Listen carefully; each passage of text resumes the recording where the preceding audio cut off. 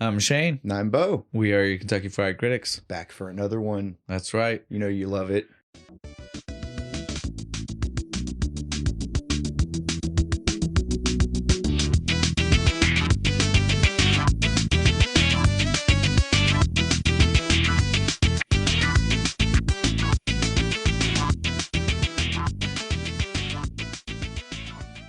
Back to even numbers. I know. 38. 38. We're barreling to 40, dude. We're almost there. This is so much fun. It's so crazy. Think about it, like, right? We were just talking. We were like, how long have we been doing it? It's just like 8 months. Like 8 Again, months. I mean, something like that. Dude, we're trugging right along. Yeah. We got this. Views and stuff have been I was about to say, up. do you want to make that I announcement? I it was want one of your episodes, so you should definitely... I am so happy, and I don't even know how to appreciate my gratitude to anybody that watched Kung Fu Hustle video. It's at, what was it, 1,100 views as of literally this recording? right before we started recording, it had hit 1,100 even. What's a good southern sounding word? I'm gobsmacked. I'm plumb gobsmacked. I'm plumb gobsmacked about it, sir. I like that word. That is a good one.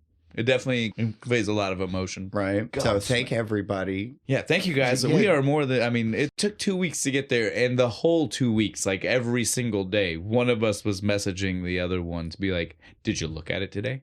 Have you seen how high it is? Have you seen it's still going? I think we've gone too far from our usual. We've been trying to do our immediate roll into our socials. But we were excited, guys. Yeah, dude, no, this is big news. It was numbers. Huge news for us. Yeah. Thank you all so fucking much. We've been so excited, so we just had to talk about that first for a minute. Socials. On to the socials. So all these new people know how to find us. That's right. So again, we have the meta apps. Well, we always take care of the we just cluster them all together. Because they're all the same there, minus whatever comes at the beginning, the at or the slash, whatever it is. Whatever little symbol you need. So that's going to be Kentucky Fried Critics. No spacing, no caps, no anything special, just Kentucky Fried Critics, all lowercase. That's going to be for all of the meta, so that's Instagram, that's Facebook, that's Threads, that I still have not posted on, despite the many times I keep saying this. I'm going to try to give myself a kick in the butt. Sooner or later, it's going to land, and I'm going to start doing just text you in the morning, did you thread today? It's probably more likely to get me to start doing it than anything make you else. laugh. It will definitely at least make me laugh. Yeah, have you been threading? Threading? How's your thread? Hope you're tying up those loose threads. Continue. Well, yeah, so all of those, again, that's the meta suite of apps, and you can find us, all of them are the same there. After that, we usually hit you guys with our YouTube. It used to be when we hated. It's the new favorite. It's our favorite now. We've got a new mascot that helps us with that Riddick one. Rat. He's such a cuddly thing. Like our YouTube mascot? Our YouTube mascot. We were trying to come up with have like the overall channel mascot that's Commander Pop Culture. And we have the podcast mascot, which is YouTube. The mascot. YouTube mascot is Riddick Rat. Yeah. Because KFC Riddicks. Yes. So if you're going to find us at YouTube, that's going to be youtube.com/@KFC Riddicks. Come join us, subscribe, hit the buttons. You all know how it all fucking works, especially since there's a lot more of you now. After the YouTube page, we usually hit you with the web page. Why we don't have the web page at the beginning of this whole list of stuff, I still don't. I guess I always say this. I'm like, it's a hub for all of the other stuff, and we basically say all of the other stuff first, and then we're like, hey guys, gives me time to prep from whatever weird hyphen dance I'm about to do. That's fair. I'll give you that. But yeah, so our website is gonna be shows.acast.com/Kentucky-fried-critics. Doing a little club dancing right now. It's a little inspiration from the movie today. That's our hyphens. If you've been here since the beginning, you know we've slowly weaned Bo off this addiction that he had. I quit that weird cult that I was in. Yeah. So, I got weird. Between the addiction, then the cult, you've had a lot of a run in with the hyphens, man. They've not been good to you. It's a weird community. It starts off so nice, but like we should all love and respect the hyphen more. But we ain't got to be like these weird assholes who tried to brainwash me. Sorry about that. I'm better now. Now it's just I do weird dances. That's him getting it out of That's the I system. got to get it out of the system. Then the last thing we always hit you guys with, of course, is just the email. This is where all our new friends can come and talk to us and send us their suggestions on what kind of stuff we should talk about or drink. Or their art. Or their art. Or their stories if they want to help us deepen the lore. Yeah. You want to go give Riddick Rat some backstory or Commander Pop Culture or something. It's a fun place to go, our email address. And so it's KentuckyFriedCritics@gmail.com. Again, all lowercase, nothing special there, just like the meta stuff. Yep, and we check it all the time, so don't worry about not getting if you leave a message there, if you leave a message anywhere, I'm pretty quick to respond. I'm bad at it, so it's a good thing he's here. Yeah, but that's exactly why the both of us have control of these things. Is so that way I'm really good at it, but maybe if I forget one and falls through the cracks, and 3 weeks later, Bo might be like, I've been staring at that one for 3 weeks. I'm going to do something. It's like, oh yeah, I should probably make this number go away in the corner of that icon. What is that? So just know that we will take care of you. If you guys want to message us, if you want to contact us, we are some guys that have a lot of free time to take care of something like that. We are not going to ignore you by any means. Yeah, we're nerds, obviously, so come talk to us. I would say that wraps up our socials. Before we get going any further, let's just hit them with what we're drinking this week again. We're drinking the Mirror Twin Brewing again. We got For the Record. It's a spring lager this time. I don't know about you, but I forgot to do the small amount of homework that we both gave ourselves, that we were like, we're going to find out what a spring lager is. Yeah. Did you look? No. Me neither. I have no idea. It's I think that springy. It's not to say we are guys that enjoy beer. We're not saying we don't enjoy beer. When we say we're not beer guys, we just mean we're not the type of guys. We're not snobs about it. Which rolls right into the movie, right? Yeah, we're not these guys. Yeah, with what they do. Yeah, we're doing High Fidelity. Come on, there's a big clue. There's a big record on the front of the freaking can here. And if you were paying attention in the picture, in the post, yeah, we had another clue down there in the corner. If anybody was paying, the literal title of the movie is down in the corner of the picture. Yeah, we tried to make this one the biggest clue we've ever given away without in our like announcement. A big arrow picture. pointing at it, like clue. We usually say more about the beer, but Bo gave me the perfect segue to hop onto what the movie was there. Yeah. Because we're not beer snobs. We're not those type of beer drinkers. That's what we mean when we say we're not beer guys. We're not insulting the people that are. We're just not. We're not going to break the whole thing down and spend hours researching the brewery. But I can tell you ingredients and shit. We're going to drink it and tell you whether I like it or not. And I tell you what I taste. Yeah. Yeah. So far, right after cracking it open, I wasn't super impressed. That's what I'll say. The very first taste, wasn't super impressed. A couple of sips in, better. Yeah. On that note, we will definitely go ahead and roll into the movie and talking about the movie. So before we start, again, we'll talk about who's in this. It's the great John Cusack. It's John Cusack.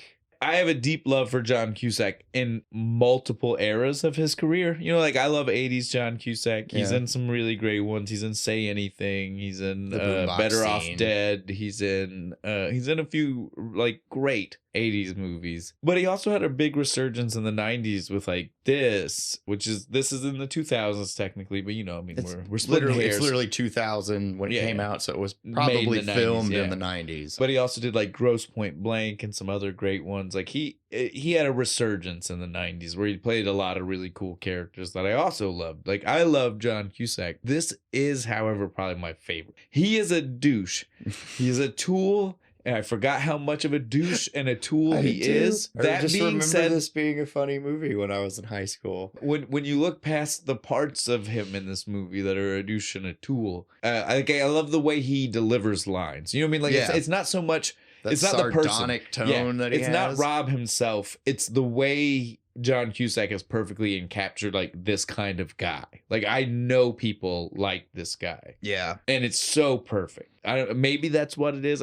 I feel like I need to defend the reason why I love him so much because he is a dick. I came into this like a lot of movies. Some of these are movies that are things that I love and have loved for a long time, but you know how it is. If you love a movie and you watched it 1,000 times at a certain point in your life, you start thinking I don't need to watch it again. I know this movie. I know this movie. And so you don't revisit it for a long time. This is definitely one of those movies. I probably have not revisited it in at least 5 years, probably way more than that. I'm just giving a bare minimum. It's been 5 years since I watched it. And I forgot, like, again, I knew he wasn't the good guy. I remember that. Like, I mean, if you've seen the movie, you know he wasn't ever the good guy of the story. No, he's an asshole.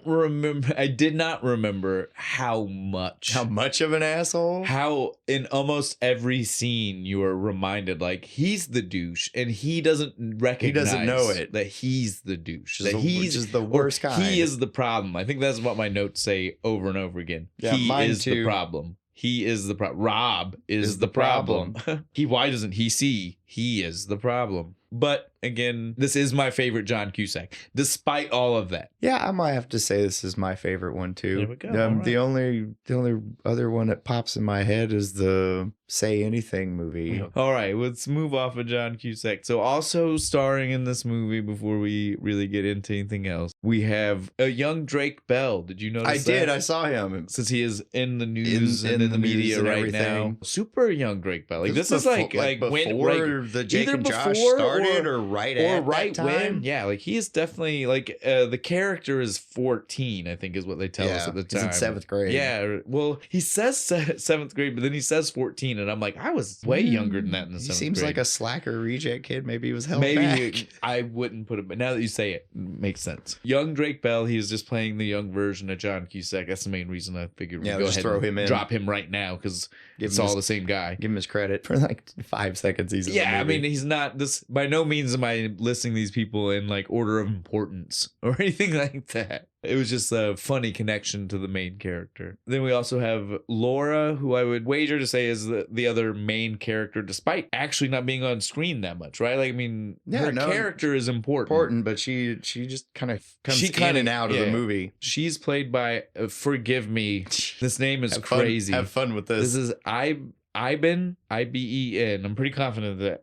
Well, actually, I'm going to say I'm not confident. I feel confident. I don't know I'm right at all. Ivan. The last name is Hjel. Hjele.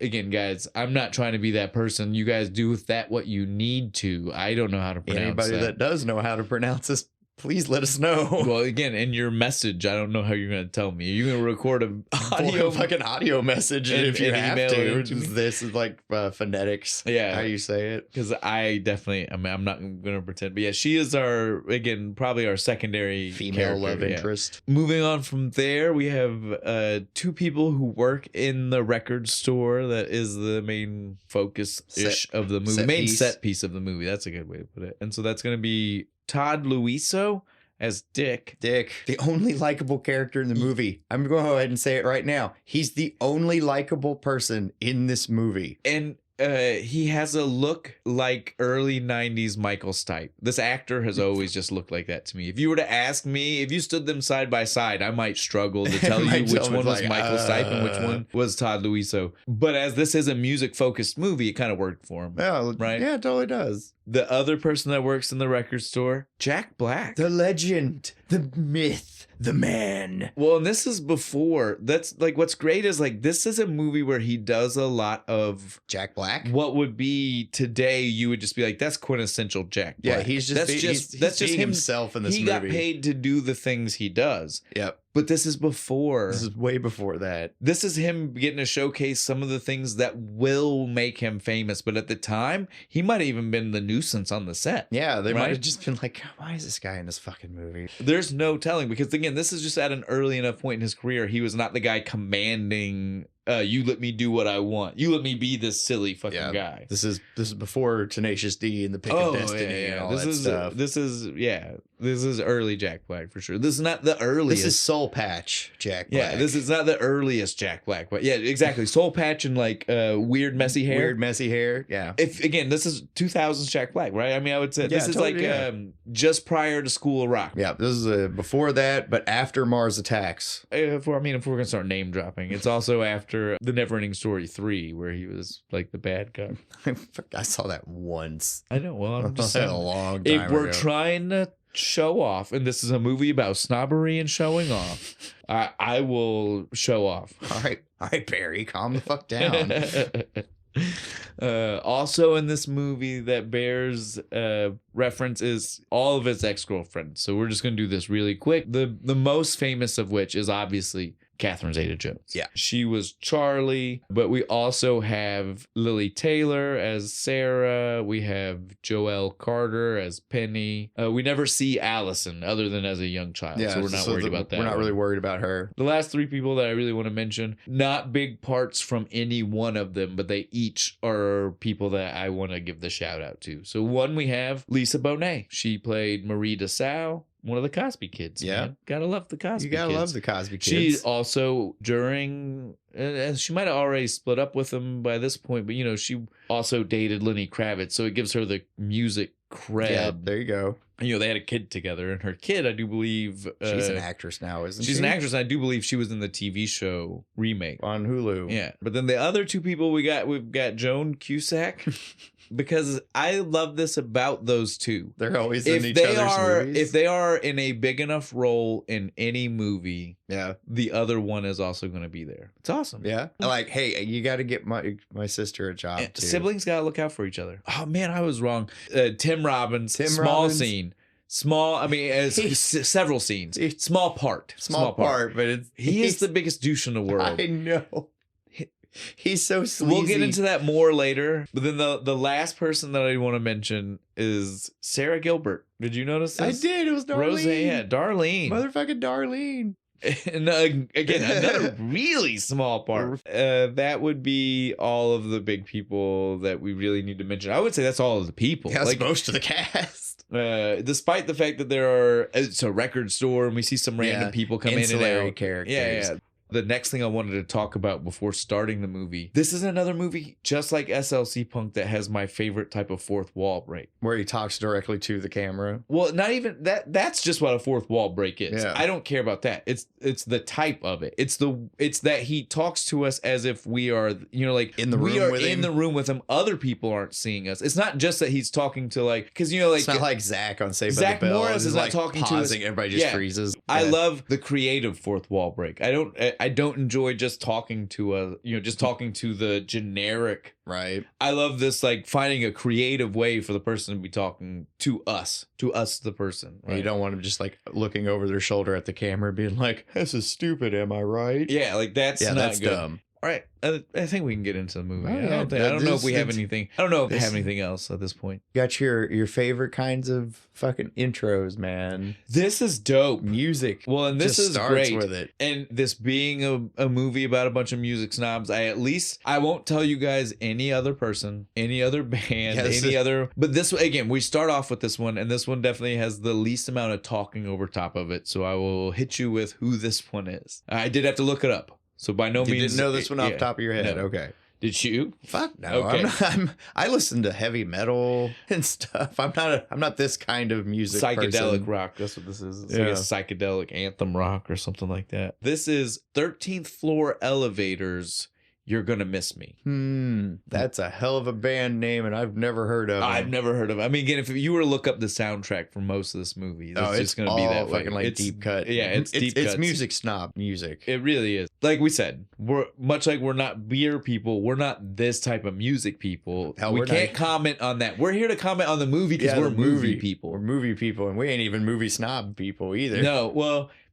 Well, I'm not. No. I watch all kinds of crap. I'm not a snob, but you know me. Like, I'm just saying, like, I'm not a snob, but if we're going to talk about this movie, I could talk about movies the way Rob and these guys talk about music 100% though. Oh, yeah, I could too. Part of the reason I probably enjoyed this movie so much when I was like, 16, 17 when I got a copy. I bought a copy of this movie and nobody else had ever told me I just seen it and was like, man, that looks right up my alley. Sounds like something I would like. I always envisioned myself being like the Rob of movies, like the way he is. He is. Like when we see the music collection that's in his apartment, like I wanted to have a movie. The wall of VHS tapes. We don't exist in a world where that is a thing anymore. But that's how I. And you know me. At one point, I had DVDs. It was like I was on my way to like slowly getting. But then everything moved to streaming and now move life. Everything's in boxes. I definitely feel like maybe that's part of why I relate to him so much, is because I feel the connection on the hobby level, not on how he is as a person level. Oh, yeah, on the hobby, on the music, on the way you can get lost into your hobby. Yeah. Like this. Like I get lost into movies the way he gets lost into music for sure. Who would I be then in this movie? Because I'm not an asshole about it like Jack Black's character. I think I'd probably be Dick. You'd be the quiet one. I'd be the quiet one that's You'd be the one that's like, I know all this stuff. I'll make you an illegal copy of this movie. Yeah, I was like, I'll bootleg it for you. You'll really like it. It's a Japanese movie. It's check it out. Sometimes the subtitles kind of blur a little bit. Whenever you've got time, like no rush. I mean, I'd be that fucking guy. I feel like this kind of snobbery is something I don't have in my life, but I am so close to that I understand. I could be. So you have to be pressed into snobbery, is what he's saying. He's like, it's not a normal base level. No, but I mean, if you want to play this fucking game, I have the knowledge. He will out-snob I have the knowledge for it. I just don't have the willpower. Well, no, I just don't have the desire to be that way. Because again, mentality-wise, I'm a lot more like Dick. I'm the guy who wants you to be a part of the things I enjoy, not the guy who's like, I want to keep everybody. I'm not a gatekeeper. Yeah, you're not a gatekeeper, and you're not going to get mad at people for not knowing things like Jack Black does. I'd rather be the person. I love being the person that gets to share that information with you. If I get to be the one who gets to fucking see your face when you find out some jaw-dropping piece of information about a movie, I love that. I'll be that guy all day, every day. I find enjoyment out of it. Whereas in these guys, like, find enjoyment out of the dickery, right? Yeah. Like, their enjoyment is not the thing itself. It's out of being this way they want to about mock the thing. The people for wanting to be a fan of something. It's like, how are you not already and don't already know all of these things? You're not a fan. Get the fuck out of here. Yeah, so as the movie opens, we get to see a few things. We see that he is a guy who loves music. We're seeing that he's sitting there. He's got his setup, his headphones on, and he's just jamming his tunes, talking to the camera. He tells us he loves making these top 5 lists. Yeah, it's such a weird thing for them to tell us. It's a recurring theme throughout the whole movie. It is, but it's very weird for them to set it. I guess if they didn't have a line that said it, it would feel weirder when he started doing it, maybe. Top 5 most memorable breakup songs. Which is our little bit of an intro into the fact that's what's happening. That's what his girlfriend is leaving. You barely know that. You barely know that until he says that. She's just kind of walking around you're getting just like, stuff. Oh, okay, and he's like, listening to music. She's just pissed, looking at him kind of pissed off. Like, he's ignoring her, so she's pissed, right? And then but no, she's leaving. Yeah, she's leaving. And then he even says, in the world, again, talking to us, he's like, and in the world of top 5 breakups, she doesn't even make the list. And he stops from talking to us to open the window and yell to her, right? You don't even make the list. You really wanted to mess me up. You should have got to me earlier. I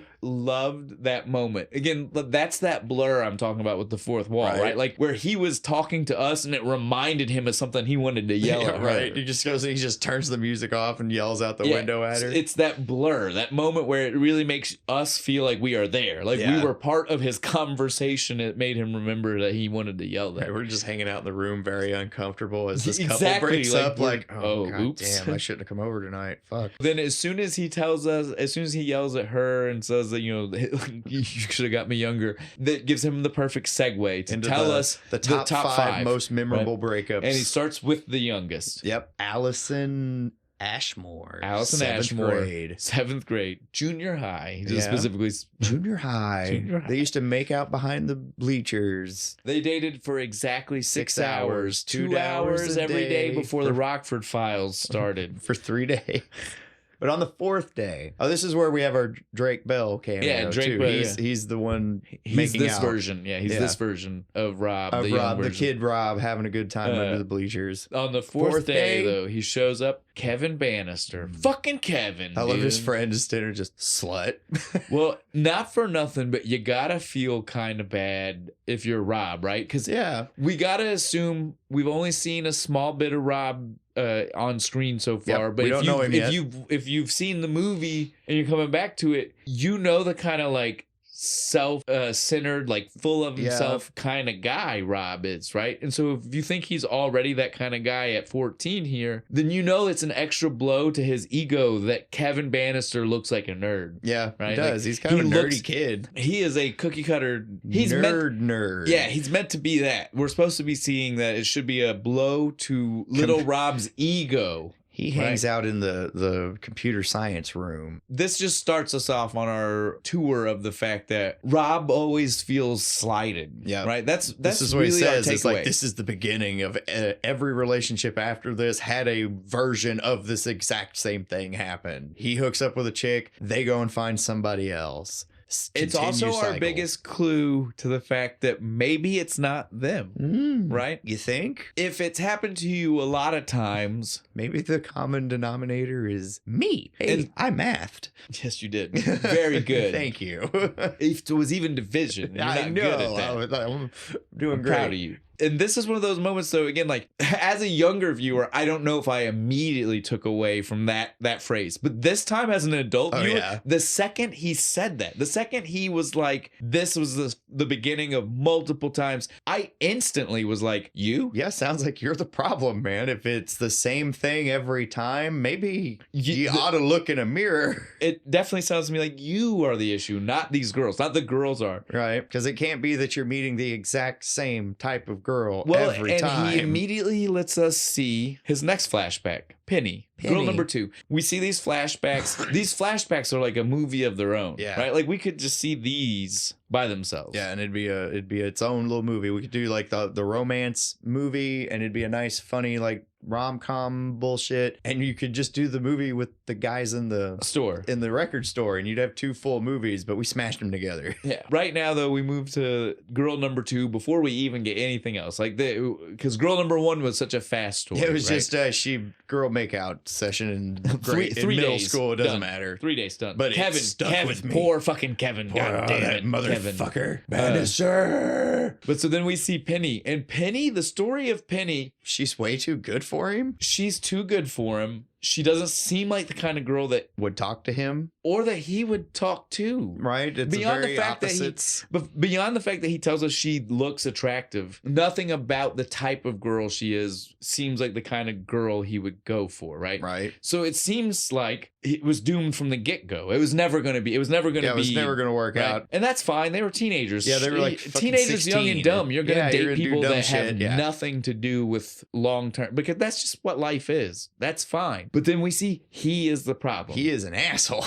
He is constantly trying to get into her. He's trying to grab her boobs, touch her tits. He's trying to get up her skirt. He won't leave her alone. To the point where that he chases her off. Yeah, and he's just like, she tries to kiss him. He's like, what's the point? Never fucking goes anywhere. And then walks off, and I'm like, wow, what a fucking asshole. He is the problem. Has the gall to get pissed off that she turned around and had sex with her next boyfriend. Well, he broke up with her. Yeah, he tells us everything. He went to go, he broke up with her because there was some chick that they said would put out who didn't. It's like, well, yeah, because it's high school. It's how that works, man. But then she hooked up with the next dude she got with and stuff. I was like, yeah, that was your fault, dickhead. Well, it gets worse later. We'll get into that. We'll talk about that later. But yeah, I mean, from right now, the perspective on it is like, it's still your fault. Well, yeah, well, not even talking about that. Our perspective is definitely not. Our perspective is, dude, you're in the wrong. Yeah, you're a fucking even dick. Now, he just becomes more wrong later. You're way even more. You have no idea the amount of problems you caused later on. It's like, hey, you were such a dick here, but but the problem is right now, the butterfly effect of how much more of an asshole you're going to be later. Well, the problem is that right now we're even hearing his version, and I still am like, no, dude, you were wrong. Yeah, you're wrong. You're the asshole. You're the 100% the problem in this situation. Poor motherfucking Penny. I felt so bad for her. She's the only one of these people I just like, God, I feel so bad for this one. We don't know, as in we've not been given evidence that he's not a reliable narrator yet, right? Yeah. But we can already tell by the fact that he is telling us a story that he thinks would put us on his side. Where we're already like, you sound like a dick. And we're already like, I'm not hearing your story. Questions. Yeah, I'm not hearing your story and thinking you're right. Right? Like, I feel like you're leaving some shit out to make yourself look good, right? Well, even if it's not even that, like the story he tells me doesn't make me feel that way. Pennies, like that's what I'm talking about. I'm not talking about Alice.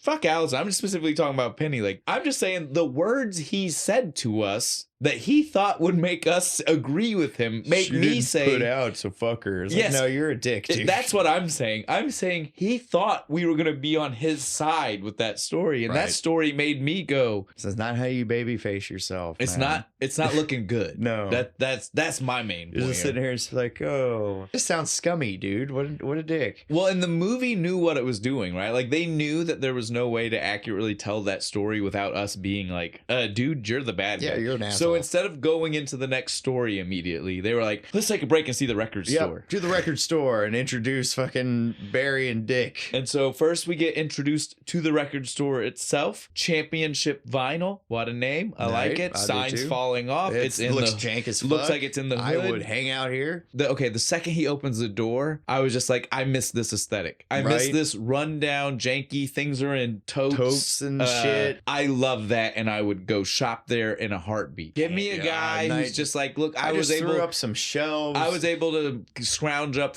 last month's rent. Right, I've got this place until I can't afford the rent in the middle. I love that. It's definitely a thing of its time. Yeah, you're not going to find that anymore. Yeah, you're not going to find that anywhere anymore. I loved everything about Championship Vinyl. If you would have called that a movie store, dude, they were, I would have personally lived in that place 100%. We would have been Barry and Dick. They would have hired us because we were there all the time. Like, yeah, exactly. Like they would have just been like, well, we hired them for the weekends, and they just came in every day, and it's been 4 years. Exactly like you said about Barry and Dick. I hired them each for 3 days a week, and then they just never left. It wouldn't be that way, 100%. Yeah, so we meet both of our guys. We get Dick. Dick is the quiet, reserved type of snob. Yeah. He, although might be a music snob, is still the nice one. He's the one that wants to bring more people into it. Because as we see right now, it's just him talking about like this new... trying to tell Rob, like, have you listened to this new one? Thing? You've listened to this other one by them. Remember I gave you the tape and shit? And he's like, remember the album cover looked like this? Then he goes, oh, wait. I just gave you the tape. Never saw the album cover. Because I just made you a tape. That's right. I'll go ahead and make you a tape of this one too, though. It'll be okay. Yeah, and he's just like, okay, cool, man. So again, he's the nice kind of snob. Yeah. The next person we meet, again, that's Barry. Jack Black. He's totally Jack Black. He walks in just the being door himself. From second one, he is modern day Jack Black in a movie. Again, just keep in mind, this is before this was understood to be the norm from him. Yeah. This is when you still hired him to be an actor. Yeah, no, and didn't hire him to be Jack Black. But here he is. He's being just being himself. Top-notch Jack Black. This sets us up for the kind of snob he is. He is the kind of snob. He's going to relentlessly mock you if you don't know every single detail about whatever you just mentioned. And they're both snobs about different types of music too, right? Like, so Dick is the snob for the deep indie bands. The indie bands that nobody's heard of. Yeah, you've never heard of them, and they probably inspired bands Other bands to do, like, oh, you like Green Day, you'd like these guys. They used to listen to them. Stiff Little Fingers.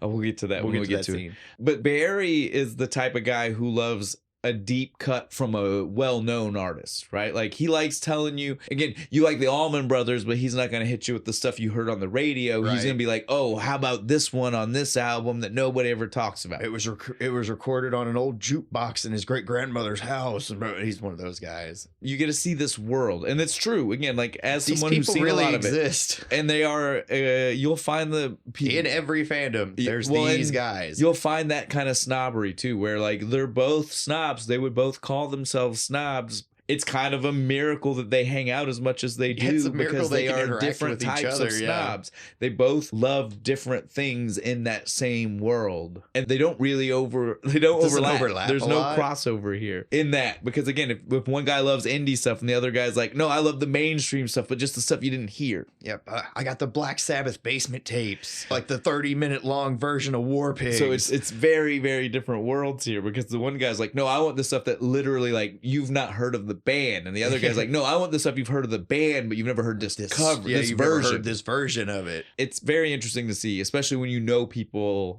who are like this. Yeah.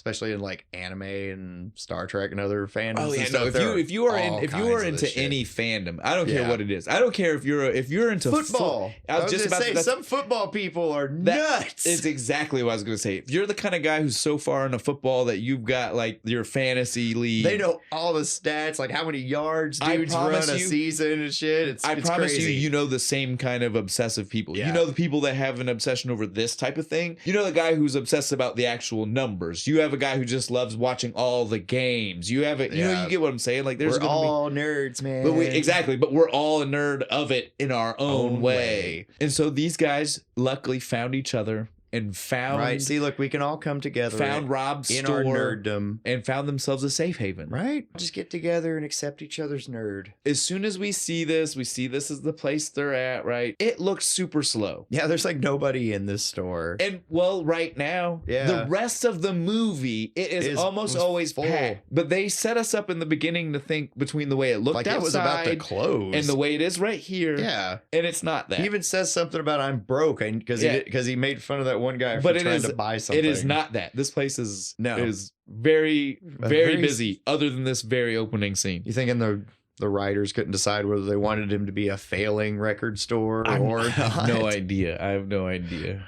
I do love the entrance for Jack Black's character. When Barry walks in, it gives you a good setup for who these guys are, Yeah. right? Like we've already said, Dick is very quiet, Yeah. reserved. Yeah, reserved, a little awkward. So he's playing some fucking Belle and Sebastian. I'm not a fan. I apologize if you super people are. It's chill music. It's not chill music. It's I depressing guess. music. So when Jack Black kicks in the door and starts singing and having a Fucking great walking goddamn on time, sunshine and shit. I was like, yes, this is what the day Yep. needs. His Monday mixtape that he made. I wanted to see what your top 5 Monday mixes. It was supposed to be a conversation starter. You ruined it. But yeah, he comes in the door with the exact like feeling that I have about the music. He was like, "Sorry, Dude, I what couldn't the deal with fuck your is this shit?" depressing, sad state. Like I figured I'd hype up a Monday." Right? That's how I felt. Which is what you should do because Mondays suck anyway. Exactly. And that's exactly my point. Like I felt this scene to my core because I was like, Jack Black's right. Yep. We got to bring the energy up in here, guys. And so he does. He gets shot down by the both of them. Yeah, I they're don't- going. Rob is indifferent. Jumps over the freaking counter to turn off the fucking walking on sunshine. I think though that Rob was indifferent to Dick's music. I don't think Yeah, he he's- cared he one way or just- the he other. didn't give a shit. But he didn't want happy. No. He didn't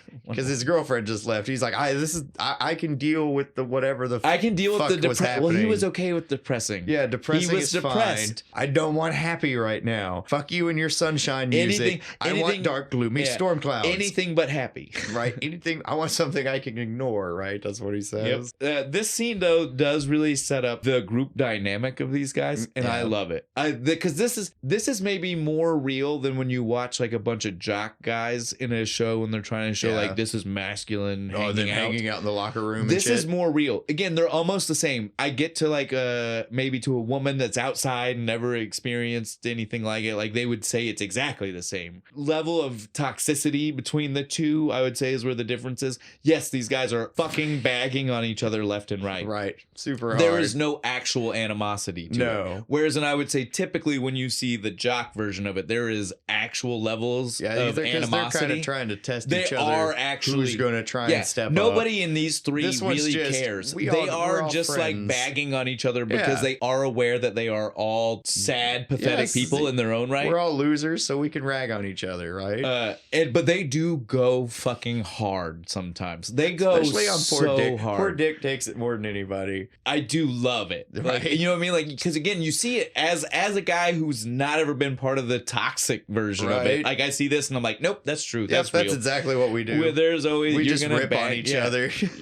See who can say the See who nastiest can thing. say the meanest fucking There's thing no to each meanness other. behind it. Again, this is probably one of those reasons why, despite the fact that we said Rob's a horrible guy, Yeah, he's an and I don't asshole. know why we might. The moments like this, it's so real. Yeah. There's so much There's realness in this yeah. movie. It's not all cookie cutter like Hollywood fakeness. Because it's this my is friends. very it's real. my friends in high school. They They did this shit. yeah. It was just movies and D&D. Yes, exactly. For me, it was the 100% movies for sure. Right. Like, I was definitely doing this with movies. It gives you what a real slice of like real friends hanging out might be. You rag on each other. We're all the same kind of nerd, basically, but we have different ways of going about our nerddom. All right. Now that we've had our break from our countdown for a little countdown, bit, we had our nice comedy. A little comedy segment. Let's get back to our breakup list. Yep. Back number 3. Charlie Nicholson. He says she's the best. Yeah. But then he proceeds to start telling us she definitely has a big personality, right? Like, that's the real kicker here. She's a big personality. And instantly, as soon as he starts talking about, like, her, I could tell he does tell us this almost immediately after this. You could tell from how he started talking about her that he had put her on such a high pedestal that he was never going to live up to it. And that's exactly what we find out happens. Yep. He did spend a long time with her. It was like 2 years. 2 years. He dated her for 2 years. And 2 years in college is a long time. And he never got comfortable. Just always felt like he wasn't good enough. Exactly. That's what I'm saying. You could tell from the second he started talking about her, right? That's where this was going. Because he was like, oh, she's this. She's incredible. Everything that comes out of her mouth is so smart and intriguing and all this other bullshit. It's like, come on, man. Nobody's that good. Yeah, right? You could tell. You're just like, dude, come on. Smart and funny is one thing, but like those are some big fancy words to use. And so, again, much like Penny, where you can, again, with Penny, we could tell he was the problem. Yeah. Right now, I can't tell you that he was necessarily the problem, but I could tell you self-fulfilling prophecy. Yes, he is going to lead to the reason why this doesn't work out. Yep. It's not going to be her, even if he tells us it's her. He's going to work himself into this. It's going to just drive him nuts to the point where he makes it happen. And then that is what he tells us. Again, he still tells it to us, not hearing that himself. Right. But we do. Yeah, we hear it because he's like, I was always worried she's going to like leave me for one of her like office friends and stuff. Or no. Design friends. Or designer friends. She was a design student in college. She was going to leave me for one of her hot design friends. And then like Marco. Like Marco. And I mean, we see Marco for a second. He's a big jack dude. He's ripped. But dude, even the look that you get from her from when he was yelling at her downstairs is that look of like, you set this up, man. He's probably the one who mentioned Marco to her. He did. I guarantee. And put that thought in her head. He planted the seed because he was probably out talking to your fucking friend Marco. Right. Some bullshit because he's insecure. This is one of those times where I would love to talk to the person who set this up for the movie, right? Like I would want to know, like, did you want us to take away already that he's wrong? Or were we supposed to be on his side in the beginning? Because you didn't do a good job if we're supposed to be on his side. Because like, I'm a guy. And I'm over here like, you're a dick, man. Like, and I can still see this and be like, no, I see the problem. And the problem was never her. Like, so far, you've done everything incorrect. Yeah. Like, at no point was I thinking, all right, way to go, Rob. Yeah. Sorry. Or felt bad. Like, oh, yeah, that was completely out of your control. There wasn't a thing you could do about it, man. So far, I've just been like, Rob, you're a douche. Yeah. Like, these were all simple decisions that you made incorrectly. She was just too much woman. She was independent. She could do things on her own, and he was all of the things that he couldn't handle. Right? Exactly. And again, those are his problems. Those aren't hers. That's his fucking problem. That's not no her wonder problem. She went to Marco. Well, and then what does he tell us? You got to punch your weight. Yep, I learned. I got to punch my weight. Lesson. He's like, I'm not a heavyweight. I'm a middleweight. Like, wow. Which is insulting, not only to himself, right? Like, because it's insulting because it means that you think poorly of yourself. It's insulting to the next person you try to date because you're insulting them. Yeah, you're saying I don't think highly of you, like, which is why I think you're more in my weight class. Which is why I think we can work because I don't think highly of myself. Yeah, I hate weight classes. Well, I just hate. It's a stupid concept in fighting, and it's a stupid concept in dating. It's super stupid here because, like I said, he already admitted he thinks poorly of himself, so he's admitting I'm going to pick someone I don't think highly of, right? Because I'm crap too. So I should pick someone. Crap should be with crap, right? Don't think like that, guys. He's an asshole. Don't believe in Rob.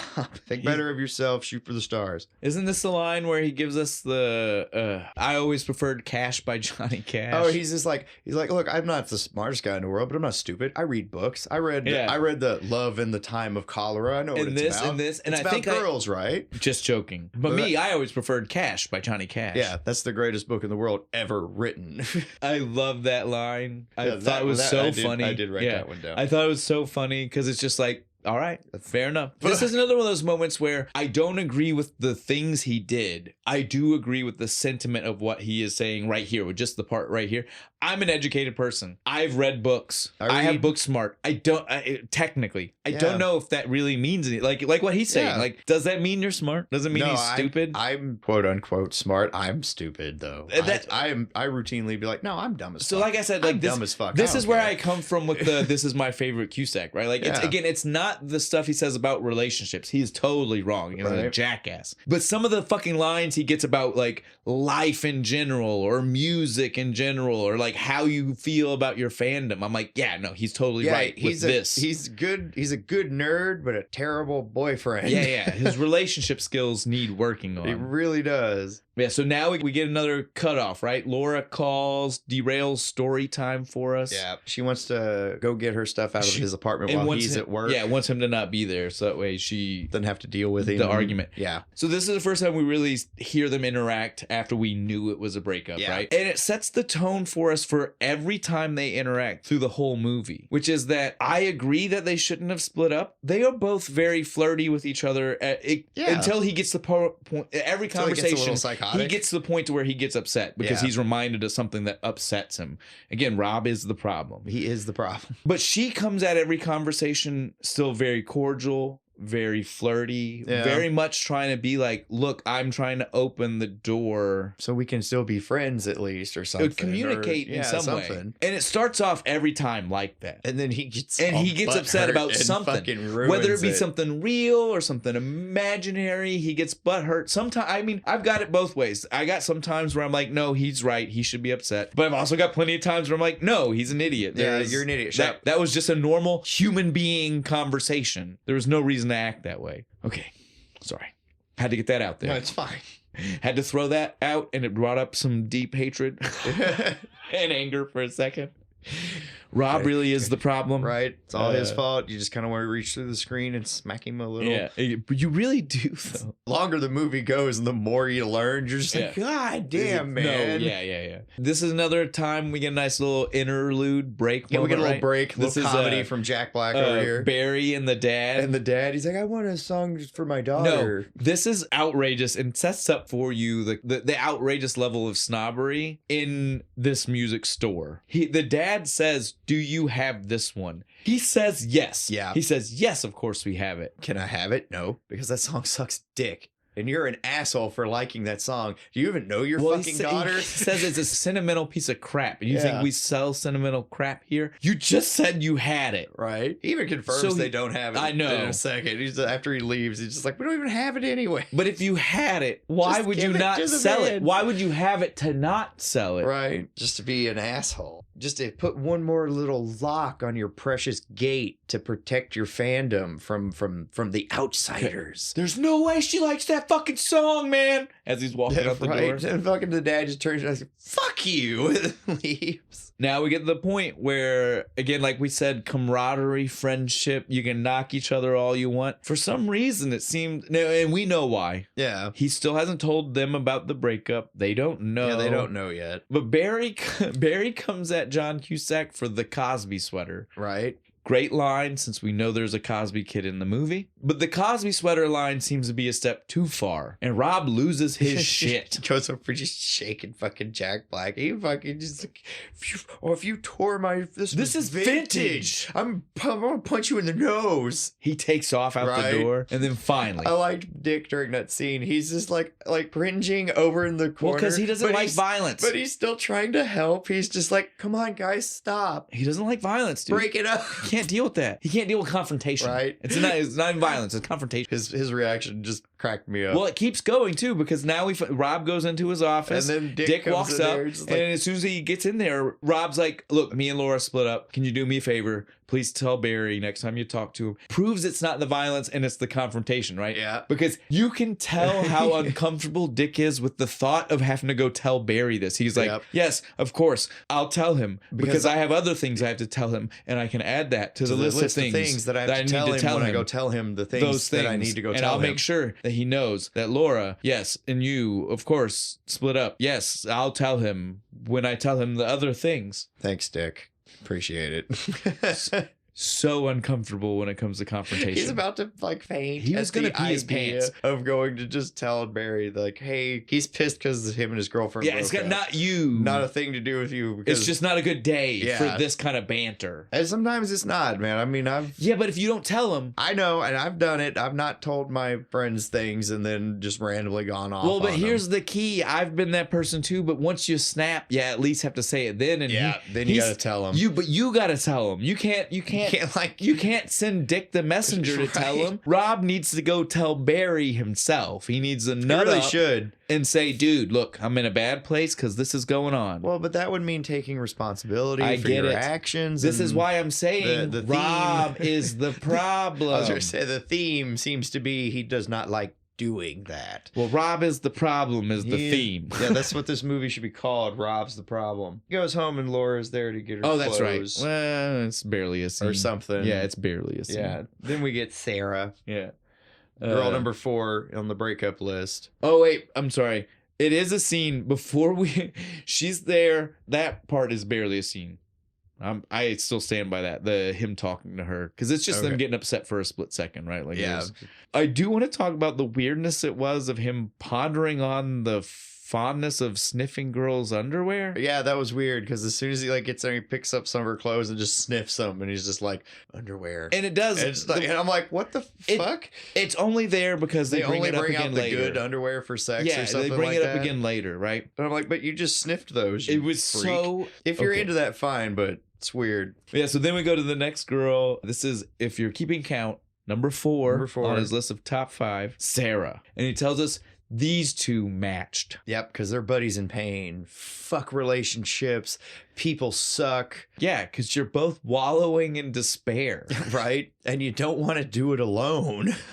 They can both just be themselves. Together, miserable pricks. Yeah, exactly. And so again, this proves Rob is the problem, right? Because Rob's upset about her because she finds another guy. But I would say that they were in perpetual like fuck buddy mode, right? Like they were always in rebound. Yeah, right? they're neither one was trying to say this is a relationship. This is just like a holder space until relationship. Yeah, and then he got mad when he first describes it. That's what it sounds exactly like he says. That is both the way he described it to us. It doesn't register in his head somehow. No, it's not even that. That is both how he described it to us and what he was saying to her in the flashback. Right. So all around, past time him thought that, present time him thought that.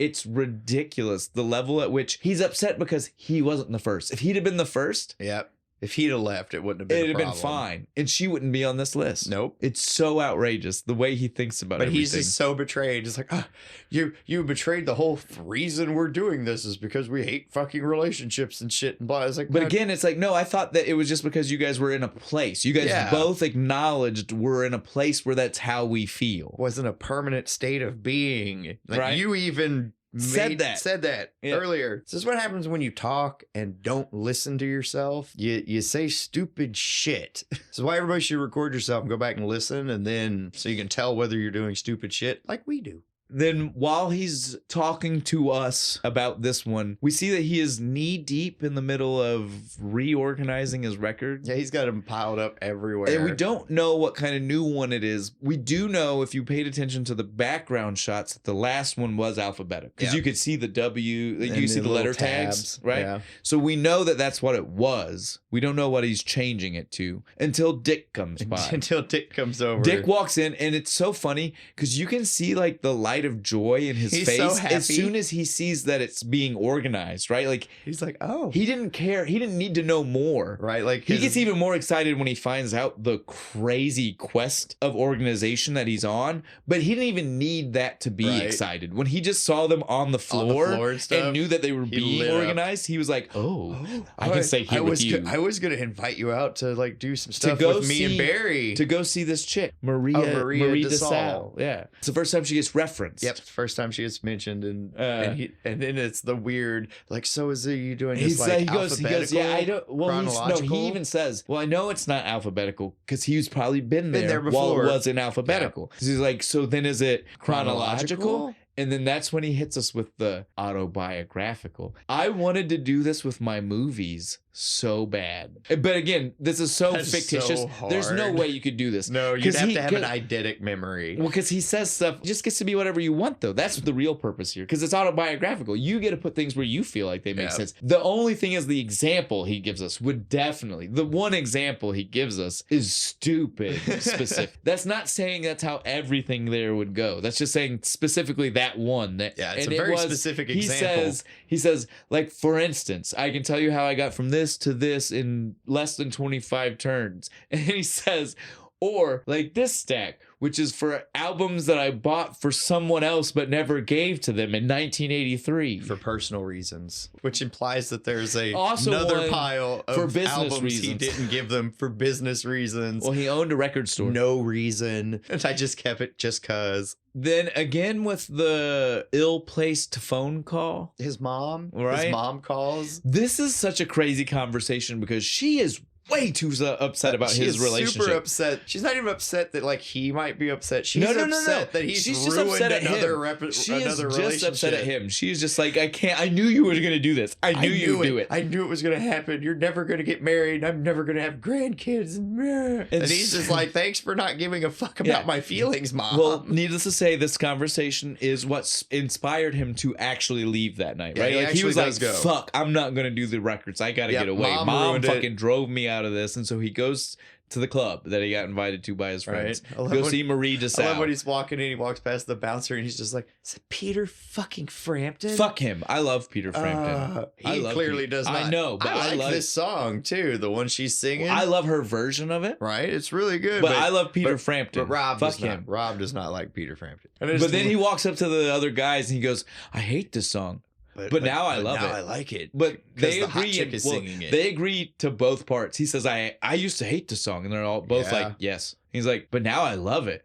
Yeah. Like they're all just in trance. They are just like, overly infatuated with this girl, right? Like, she is super crazy. She is cute. They quickly let us hear that it's not even just her. It's that they're all infatuated with the idea of a musician. Yeah, it's right? Like Barry says, I want to date one. And then instantly fucking Rob is like, I want to live with one. She can write music all day and have me listen to it. And I can critique it. They can leave us special notes in the liner notes, like special messages in the liner notes. Maybe use some of our inside jokes. It's creepy, dude. It's creepy. It is. It's weird. The amount of like instantaneous like fantasy happened the second they saw her. Spray him down with some cold water, calm him the fuck down after that thought. But they do get to meet her after the show's over. They buy the CD. They tell her about the store. Barry is telling her about the store. It's so funny too. Like they're telling about the store, and both Barry and Dick start naming off every genre of music. Like she's like, "What kind of music do you sell?" And then to try to make sure she would show up, they're like, "This."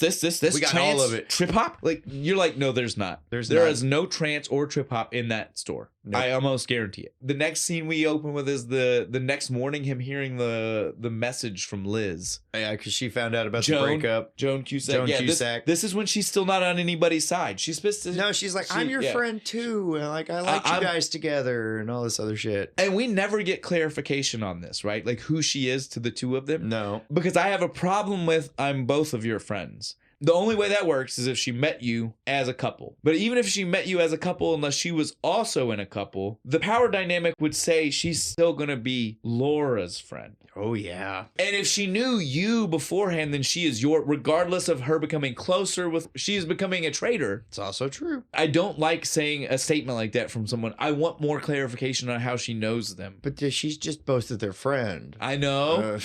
That's not okay. That's not enough information. It's not enough. I need more. I want to know how they know each other. But no, it is annoying that that's all we kind of get. Yeah, because it's just like I'm both of your friends. Yeah, and then Laura shows up. She thought he wasn't going to be at home. Yeah, because that's what they called about earlier, and he just decided to take the day off today. Well, now, in all fairness, if we see the chain of events and we're to believe everything that happened, it might seriously have been a coincidence. Yeah, it might have been. Because if this is supposed to be the night after he stayed out late when he didn't think he would stay out late, with the boys and maybe shit, he really did oversleep. He probably is hungover. And hungover. We don't have enough context to know. That being said, Rob is the problem, so I can go ahead and assume Rob is the problem. And that he did do this intentionally to be definitely uncomfortable with her. Because he definitely starts hitting her with all the uncomfortable questions. Mm-hmm. Immediately. Again, she's being almost flirty, very cordial. Yeah, she's being nice and stuff. Until he starts getting uncomfortable. Well, I mean, she basically tells him, like, I wasn't the reason we weren't happy. You are. You make yourself happy. Change. You're the one who needs to do it. It was a fine conversation until he starts being accusatory. He starts accusing her of being a problem. You didn't like your job. I like my job. You're like, what was it? She's like, you're the one who hasn't changed your socks since I met you. And she tells us through the conversation without saying the words. The main problem here, especially with the job, is she had to change for the job. She didn't have pink hair anymore, right? Although at a point we never saw that in a flashback. Yeah, she never. The flashback, she should have had pink hair. But yeah, he says, you had to change your hair, and he didn't like that she had to be someone different for the job. Yeah. He never took the time to find out whether she was okay with who she was now or not. He just wasn't okay with it. He just didn't like it. So again, Rob is the problem. My punk rock girlfriend went corporate. Right? Rob is the problem. Yeah, that's that snob mentality right there. It's like, oh, she's not part of the scene anymore. People can't look at her and tell. Right. They'd have to talk to her. They'd have to actually talk to her to know what kind of music she's into. They won't be able to look at her band t-shirt. Oh, it's true, though. I mean, we all wish we could just go to work with our Slayer shirt on. Then we get the gatekeep scene in the store, right? The next one is when they're like hardcore gatekeeping because they actually have the fucking album. Their friend is there, also in the story. Yeah, Lewis. Yeah, Lewis is he's just kind of watching all this go down, right? Yeah, he's just hanging out. He sees one guy pick up the album to buy. Right, it's in his hands. Looking at it. We even hear it's the second week in a row he's been here to try to buy the album. Barry's like, nah, I'm not doing it. I can't sell it to you, man. Sorry. And Lewis is just like, oh, I'll buy it. And then they sell it to him for like $40. Yeah, they're like, okay. He's like, well, why the fuck would you sell it to me and not that guy? He's like, because you're not a geek. This is where Lewis calls him out. He's like, you guys are fucking snobs. Like, no, we're not. He's like, yeah, you are. You think you're smarter than everybody else and you know more than everybody else. And then they all look like, well, yeah. I love this fucking scene. Because they're all in unison, just like, yeah, we are. It's still not realizing the amount of hypocriticalness that's going on, right? Just like, phoop, right over their fucking head. And Lewis is just sitting there just laughing his ass off like, you guys don't even see what kind of douchebags you are. And this immediately gets followed up with, if you hadn't realized how infatuated Rob has become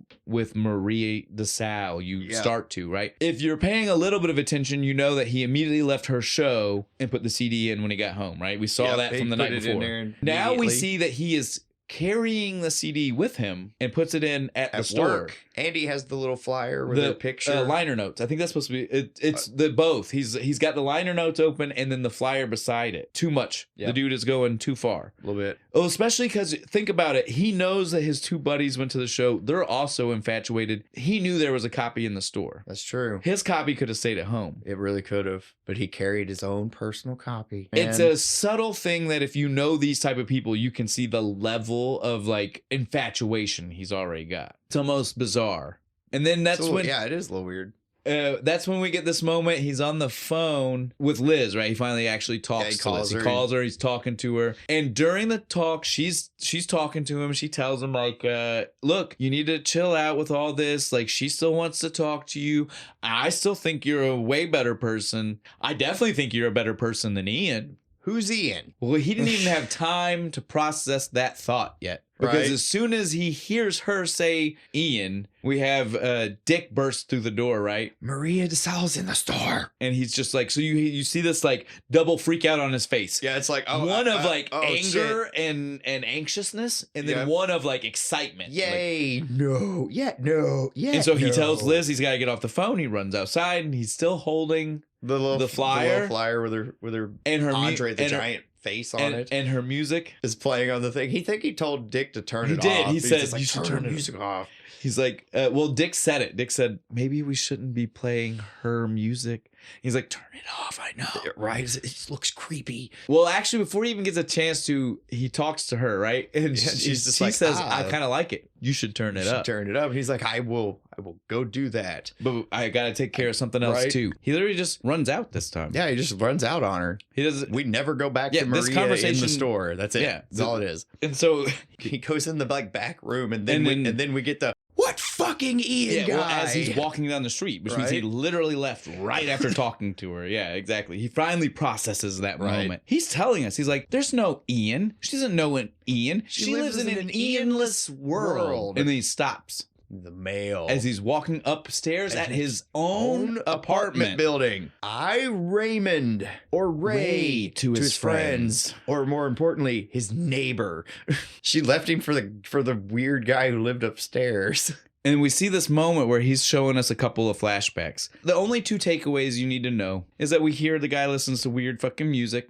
Right? Yeah. Weird drum beats. Weird fucking cultural music. Yeah. And two, that he has lots of long sex sessions, right? Like tantric, really tantric sex sessions. Because they're reading in bed and you can hear them upstairs and they're cracking jokes about it. The only reason I want to point these two things out and nothing else, and we'll go ahead and just flesh this out right now so that way it's not like the elephant in the room the rest of the time we're talking about them, is that as far as we know, those are the only two pieces of information that either Laura or Rob knew about him, Ian, before she started living with him after leaving Rob. That's it. She did this on purpose. So just again, to hurt him. Well, we'll elaborate on more of that in a moment. I just wanted to point that out. As far at no point do they ever tell us that they knew more than those two pieces of information about this guy. They don't even go to the same gym or something. Yeah. It's literally that's what they knew about him. The weird guy who lives upstairs. That's it. Now, this is the moment though where we find out it's Tim Robbins. He is definitely playing a very douchey looking dude. He has the weird. He's got this is ponytail. This is a man ponytail, and this is before they were in any kind of way cool. I mean, I got a ponytail, but I rock it. Well, and this was a weird one, right? Yeah. It's big, his bushy. hair, it's bushy too, right?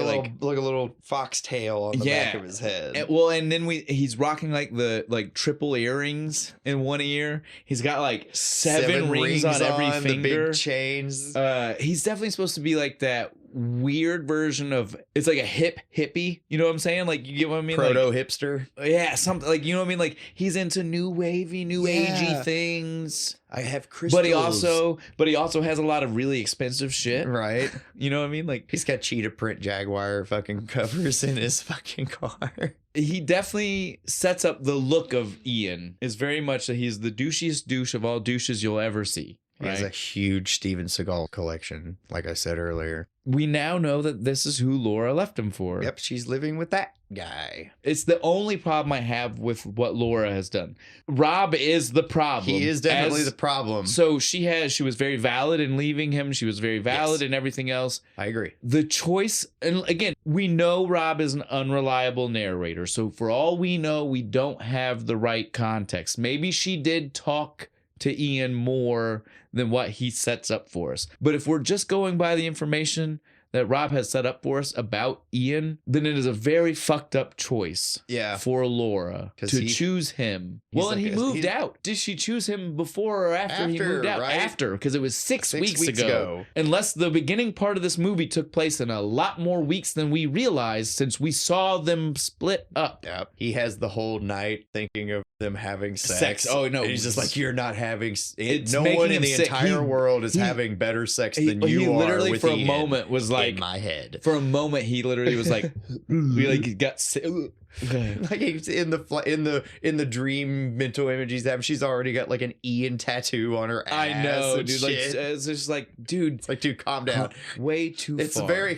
It's the very comical sex scene with Tim Robbins. But then that's when he quickly tells us that she has now become number 5. Number 5 with a bullet. With a bullet, because he put that one bitch there just so she wouldn't place. And that was earlier. And now after finding about Ian, he can't overlook it any longer. Even just to keep her out of the list. He can't overlook it. Nope. If Welcome anything, to number she's 5. If anything, I think she's moved to number 1. I do too. Although I 'cause think you his seem list was just chronological. I don't think it was supposed to be like. It really does seem that way. Where it's just in because he order. does. Well, that's what happens. Right? He rocks down Yeah. chronologically. Although I that would've being said, done I it would in- have loved to know more about the girl we skipped. He never even goes back as like an addendum. Nope, nothing. Nothing. How'd you meet? Nothing. Why'd she leave? Jackie. Jackie, what? Jackie Redmond or something Yep. like that? Jackie. She's the one that we'll never find out about. It's the thing that haunts me at night. It does. It keeps me awake. I want to know. I have to know what happened to Jackie. What kind of a dick were you to her? The next moment in the store of just a girl talking to Rob as he had zoned out at the counter. Do you have soul? Do you have a soul? Not No. a soul. Soul. No. It was so funny though to hear it because you know he's like, Currently, no, not right now. I think it got stolen. Right.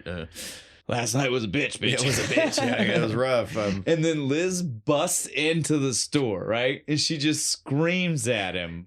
You are an asshole. And then it turns like nothing else. No Just time for him to nothing, respond. just turns Turns leaves. around and leaves. I loved that. It was so beautifully crafted. It was so perfect. Hi. He comes in, he's like, "Hi, Liz," and she's like, "Hi, Rob." Now- You fucking asshole. And Rob will quickly get to why this is the point. We get a little bit before we get there. But I'll say right now, Rob is the problem. The fact that this bitch came in and both in the sequence, he does not have a problem, nor yell at her, nor stop her, nor say anything. And in the commentary to us that we now know, because he breaks the fourth wall, is actually to us. Does he try to be like, that was weird? No, or that he's was just strange? like- he's just I like- wonder why she said that. None of that. None of that comes up.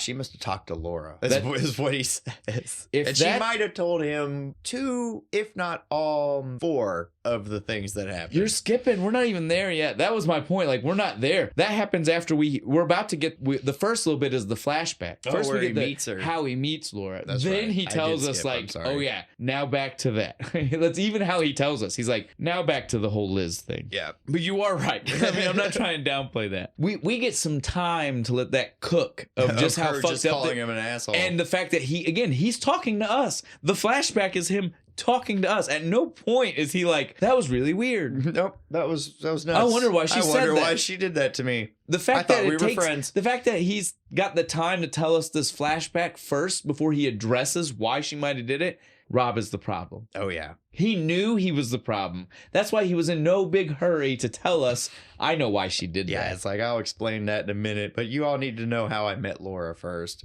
They were in that mixtape making kind of love, right? Right. You know what I'm saying? Because he was a DJ. It's like, I'll make you a tape. It was so good. It's so cute. He even like put a lot of work into it. He's up all night. And then he basically, he goes over the relationship. It was all great, all good in the beginning. He didn't basically feel anxious. And so then there weren't any hiccups. So and he had to ruin it. So he got complacent. Yeah. And he didn't like complacent. Like he was like, oh, I was expecting tumultuous something. yeah, something weird. Like it's got to be. Yeah. It's got to be drama. It's got to or be it's not extreme real, or it's not right. Yeah. No. Now is when he tells us Liz must have talked to Laura. Yeah. And if she would have found out any 2 of the 4 4 different things, she would be valid.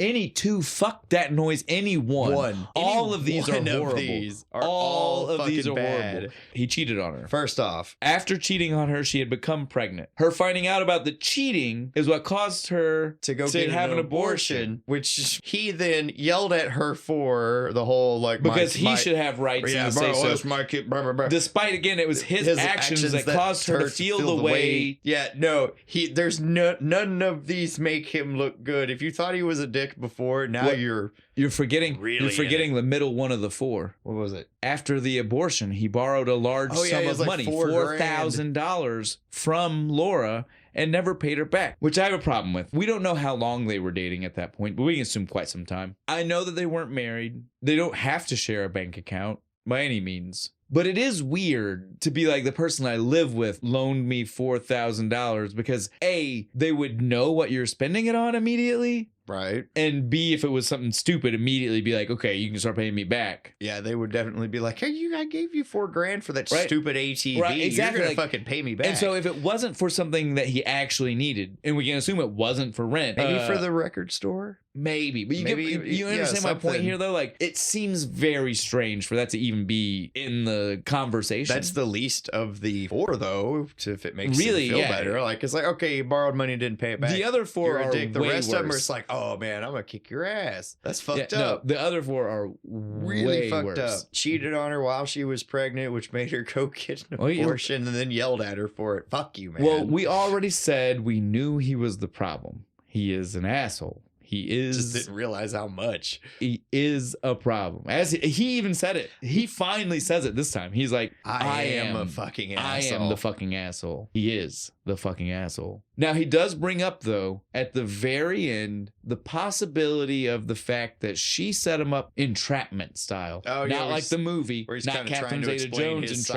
entrapment. of it. Yes, but she asked him the lawyered question. me. Yeah, She tricked me into admitting I wanted to talk Well, because to she other said the women same shit. thing. So he's not wrong. He's an unreliable narrator. But if his version of the events are true, Yeah. she said, I've thought that. What about you? So I will agree with him. That makes it very fucked up to then use in a conversation with her girlfriend. It doesn't ignore the vast other wrong things bullshit that Rob had done. But I do agree with him in at least the fact that last conversation was fucked up and a setup. She lawyered him because she's smarter Again, than him. if the conversation had not been, I feel that way, what do you think? It's different. Like if she had just said, what do you think about that? And he then was like, well, I think I've been looked. That's different. So like I said, I get where he's coming from on the one. Only the one. Only that tiny thing. We are talking about an ant on the mountain of other problems, fucked up right? shit Like, he's done. I'm not trying to buy. I will grant him this one Yes, boon. I'm not trying to defend the man in any way. I want to make that very clear. That one I'm going to let him pass on. Yes,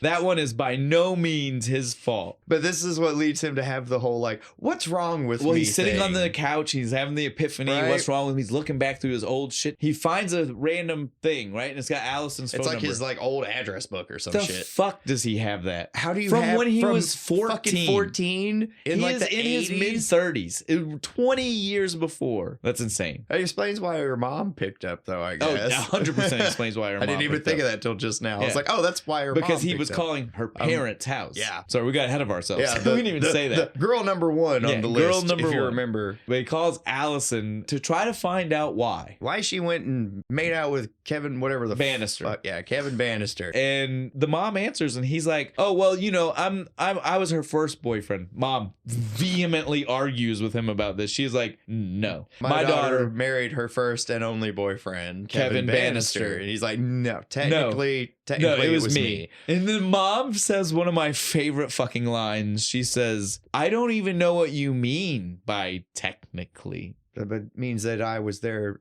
like It was couple days, me. like 2 days before I made out with her. So technically I am the first one, me.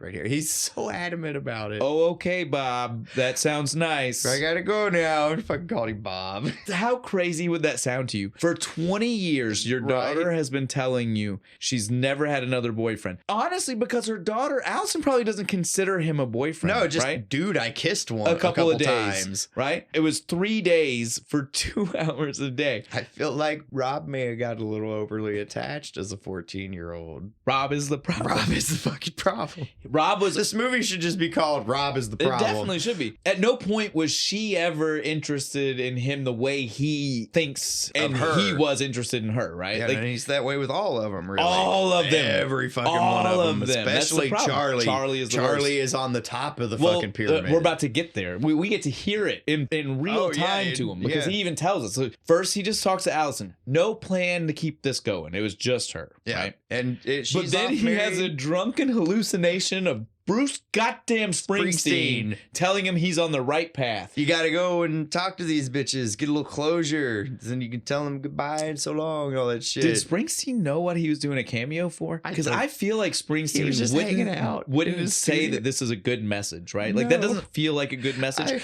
I wouldn't encourage a guy to do this. I wrote in my notes, I was like, he lays back and gets some terrible advice from a Definitely. hallucination of the boss. It's true, dude. This is not a good idea. Don't ever call your exes and ask them why they broke up And with so you. this starts our rundown, right?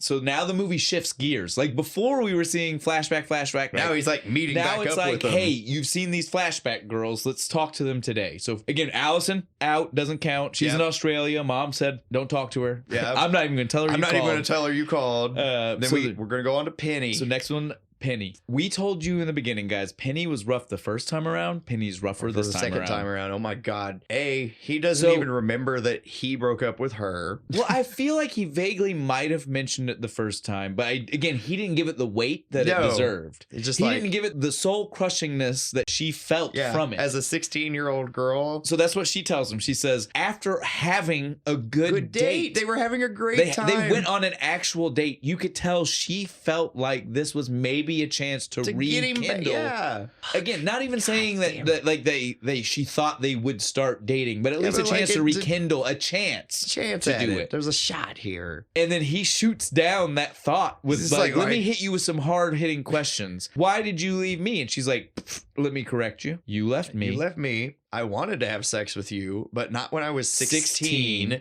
You would never stop. You were relentless. It was tiring. By the time you finally left me, again, you left me, and the other guy showed up, I just didn't have it in me anymore to fight him off. So it's not called... These are literally her words. Again, I'm going to be careful. Call it grape. Forced sexual encounter. Yeah, that's what we said term. I remember now. So she says that it was not necessarily a forced sexual encounter, and I feel horrible. Women should never have to say that phrase. You should never have to qualify things like that. If it is, it is. At any point want it, it is. So even if you're halfway through it and you change your mind. So she then continues to give the worst reasoning ever that I don't agree with, and she doesn't agree with. She's trying to rationalize it. Yeah. And so she even says, like, I only said yes because I had no fight left. Yep. I just was like, fine, whatever. Let's do it. So, yes, sir, you are a human pile of trash for coming to talk to me about this tonight. Like, she wouldn't even, like, she hated the idea of sex until after she was even out of college. She's like, that's when you're supposed to have sex. Fuck you, Rob. I agree. I'm with Penny 100%. We said earlier. That's the worst. He was wrong about Penny when he told us earlier. He's 10 times more wrong now. Yeah, he is. It's like you want to kick his ass now. Oh, definitely. It's like, she has deep emotional scars. And it's your fault. And he's such a narcissist. He still doesn't understand. He's just like, oh, good. That's not something I have to worry about. I broke up with her, so it's not. Yes, it's not. No the thing focus I'm thinking on of. the second part of that conversation. None. Just only on there, like, oh, that's right. I did break up with her, so she doesn't really count for my whole mental thing. Rob I'm doing is here. the problem, and a complete and utter narcissist. Fuck, yes, man. My notes have narcissistic all over them. He quickly tells us he's not man enough to talk to Charlie. Yep. We're going to skip her for now. We're going to go straight to Sarah, who is still in a bad place. She is nuts, and I kind of don't blame him for dipping out. She smiled when we saw her tell him about the new relationship in the flashback, right? Yeah. It's the only smile we saw her have the entire fucking movie, dude. She didn't smile before that point, and she doesn't smile now. She is broken in a way that he was never going to fix.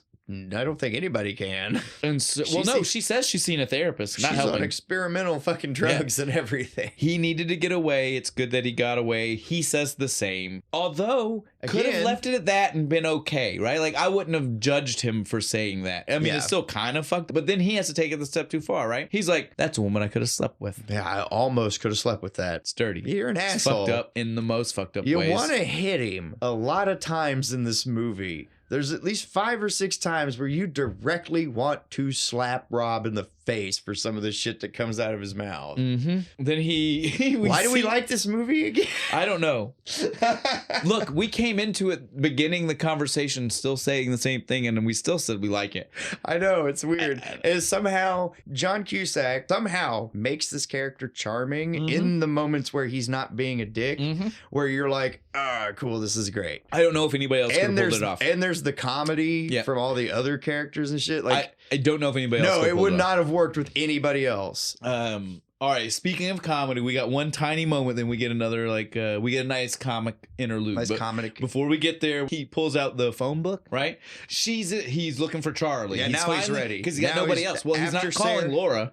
Yeah, So he's only got Charlie left, and after Sarah, he's like, okay, we're gonna try Charlie here. She's in the fucking phone book. She's in the fucking phone book. There's no way she's in the phone book. She is a fucking myth, a legend, a unicorn. She's not a real person. See how high on that pedestal he fucking puts her? It's outrageous. No wonder he thought he was never gonna live up to her. I love this part. He's like, I'm gonna leave her a very nice, polite message on her answering machine, and she'll never call me again. And then that's it. That's kind of that's whole what scene. That's how you think it's gonna end. Yeah, that's it. And we're like, I'm like, we come back to it. I can believe that. We're like, you're never going to hear from Charlie again. But we get our nice comic interlude. This is our Green Day moment. Sarah Gilbert, she's up at the counter. They're talking. She says she likes Green Day. And Dick's just like, hi, another band you might like. They influenced Well, they Green both Day. said The Cure, right? Yeah, The Cure. They both said The Cure first. Which is true. Very true. If certainly in the look. Like early Billy Joe. Oh, yeah, definitely. Looked very much like The Cure, right? Yeah, with the eyeliner. The way, and the way kind he, of spiky hair shit. He didn't really go with like the choker collars and shit. But other than that, like very similar kind painted of nails. So you definitely get that. But so this movie, and I will say, I'm a sucker. I'm one of those people. I did not go home after owning this movie and look up every single one of the music references they make. But I was a Green Day fan. Me too. In the mid-90s. And so when they were like, oh, this is a band that helped inspire Green Day, I was like, well, I got to find out. Gotta figure out who that is. Stiff Little Fingers is a band that he suggests to her. They give a very early kind of Green Day vibe, right? Like 95, 96 Green Day. Oh, no. Green Day's been around since 89. Oh, really? Kerplunk and 10,000 Mates. We're going to talk about this after the fact. You're older than me. I was still 4 in 89. So that does I was 1. But neither one of those explain why I would know. I'm just telling you, they're Dookie came out. Dookie, that's where I started. But Dookie came out in 94. Was it really? And it was their third. It was their first major studio album, but it was their third album, period. Wow, really? Yeah. So back to what we were saying. So Stiff Little Fingers definitely sounds like Dookie pre-Dookie stuff, right? Like it does not sound like what would have been coming out in 2000, which makes the point that happens next stupid. Yeah, he puts on some Stiff Little Fingers, and some random bitch in the fucking store goes, "Is this the new Green Day?" And we get Anna with the weirdest spelling. Did you have captioning? It on? was like ANAUGH. Anna. But still Anna, just Anna. They even give each other like the look like these people, even though she just got told about them seconds ago. Yeah, just a second ago. That's snobbery. But even that's real life level snobbery. I've seen that level of snobbery. Like someone to be instantly like, I just found out about them. But you believe these guys don't know who they are? I mean, but even me for 2000, I was like, that don't sound a thing like Green Day. No, it sounds like early. It sounds like super early. It does not sound like the era. No one was going to make that statement. No one was going to say, like, is that the new? They might have said, is that Green Day? That for her to look at him and say, is that the new Green Day? Fucked up. Stupid. Not real. Get out of here, bitch. Gate closed to you. Exactly. They would have kicked her out of the store right then and there. Barry would have went off on her. It's a good thing Jack Black wasn't in this scene. Now is the point where we get to see how the store stays afloat, if you ask me, right? Like I mentioned earlier, for a store that they act like is going out empty of all the time. Almost. This place is packed. Yeah, there's like 40 people in this tiny little store. And John Cusack whispers to Dick, watch. I'm about to sell 5 copies each of 3 different EPs by this band. That's what he said. So you do that math. He's selling 15 records right now. That's what he says. Minimum. In like 30 seconds. All he does is just he plays one track. It is beautiful. The whole store's vibing, right? It was kind of a jam. It was. I liked it. I was bouncing my head with the people in the store, bouncing their head. Me and the dude, the guy who looks up and just he looks up and he's like, who is so and so? No, he doesn't even does it. I don't think he says, is it somebody? He just looks up and goes, who is this? And he's like, oh, it's these guys. All right. Nice. And I'm like, you got that? Yeah. He just sits there and then he looks at Dick like, yeah, I told you. It was good. But yeah, to me, this is how they keep the store open. That moment shows that's how they keep it Rob just has this like sixth sense. He's got like 7 albums that are his go-tos. And he's like, I can sell some right now. This is the vibe. I got the right group. Right. Right now. They're gonna jam to this. Because again, it has to be something he has multiple copies of, which is not everything in their store. Now, it wouldn't be a record store movie without a great shoplifting scene, a la Empire Records. And now's the moment where I'll take a moment to pause and say, I know, guys. I know. I'm sure many of you are at home thinking, why didn't Shane do Empire Records? I love that movie. He literally messages me this morning. and it's like, we should have done fucking Empire Records. I want you guys to understand, I have looked at this can of beer 100 times, and never once have I thought, oh, we should do Empire Records with this beer. Every time I it's have High literally Fidelity. always said to Bo, we can do High Fidelity. We can do High Fidelity. And I love High Fidelity. Don't get me wrong. But I did. I had a moment this morning where I was like, damn it, I'm an idiot. But yeah, so guys, don't come at me. We're going to do Empire Records. We'll I'll find another thing that something. fits. Oh, okay. So back on track. So we do have a nice, this movie has a good shoplifting scene, which is great. These two punks, they go in there shoving shit up under their shirt. One's got the cheetah hair. Yeah, he's got like cheetah print hair, and Rob's he gets like a sense about it, and he just looks over at him. He's like, Barry, the door. Barry does not get the door in time. They chase him outside, and one of them drops their skateboard. Yeah. And he's just like, how much is the board worth to you? Give me the. You got to tell me right now. Is it more or less than the record, than the shit you took? Obviously in all not. fairness, that board looked like crap. Yeah, I'm super, and they had like 9 albums plus that. It's his own magazine on how to make recordings. Yeah. So I was shocked that they were like, it's his only skateboard, I guess. I don't know. But yeah, so they say yes. They give back the albums. This is when we find out they just want to make music. It comes back later. But Yeah. that's kind of the end. Well, of the you can scene. see a split second on Rob's face where he was kind of like, Huh. but yeah, then the scene's over and we see Laura shows up, just the record store. Yeah, just When when he's he's closing closing down. and stuff. She's just like, I thought you would like a ride home. This is super awkward Yeah, between it's like, the what two are of you? them. Why are you here? Well, this is after they already had an issue when she showed up the first time in the morning, right? Yeah. Like they already had a fight, him proving that they couldn't do this, right? yeah. And she was like, maybe this time it's going to work. I honestly felt like through most of this movie, I'm like, man, Laura, babe, you can do better. You can do way better than this fucking guy. Oh, definitely. Well, that's almost the argument that he starts making, right? They get to his place and she walks in, she notices the records are reorganized. And then he immediately just starts like berating her for dating him in the first place. Like, you're a why were you lawyer. slumming it living here? And Like shit. you went to law school and you know all this other shit. Why are you fucking here in my shitty apartment with me? And she's like, because I wanted to be with you, dickhead. Yeah. And again, though, she is super nice to And him. he's still just kind of like, bullshit. He always fucks it up. He always has to hit the conversation where it doesn't need to go. And so where does he hit it to? Let me ask you one question. Yeah. You're not going to like it. It's just Oh. like, dude, everything that do comes it. out of his mouth, you're like, that's the dumbest thing that can come out of your It's like, mouth. don't- That's the if- dumbest thing that can come out of your mouth. If you know they're not going to like it, don't do it. Well, if you know they're not going to like it because it's straight up a question you shouldn't ask because it is Right. that kind of not okay anymore, you're not still dating her. And you're not going to like the answer either. So why? Well, he did, though. True. Because the answer was what he wanted. most of the time, Most of the time, it's not going to be what you want. If you have to ask this question, Yeah, it's usually not going to be an bad. answer you like. So he hits her with the, have you slept with Ian? Not yet. She has not. Nope, not yet. No, she does. She hasn't felt like it. Hard hit the yet. Yeah, they have. That comes up. They have not had sex, but they have slept together. And that's more enjoyable. Yeah, she likes doing that more. Well, she's just trying to slight him right now. I feel like the hair would. She's just trying to slight I Rob. know. It's not. I mean, even if that is true, she only said it to slight Rob. But He doesn't toss and turn and elbow me in the face at night like you do, Rob.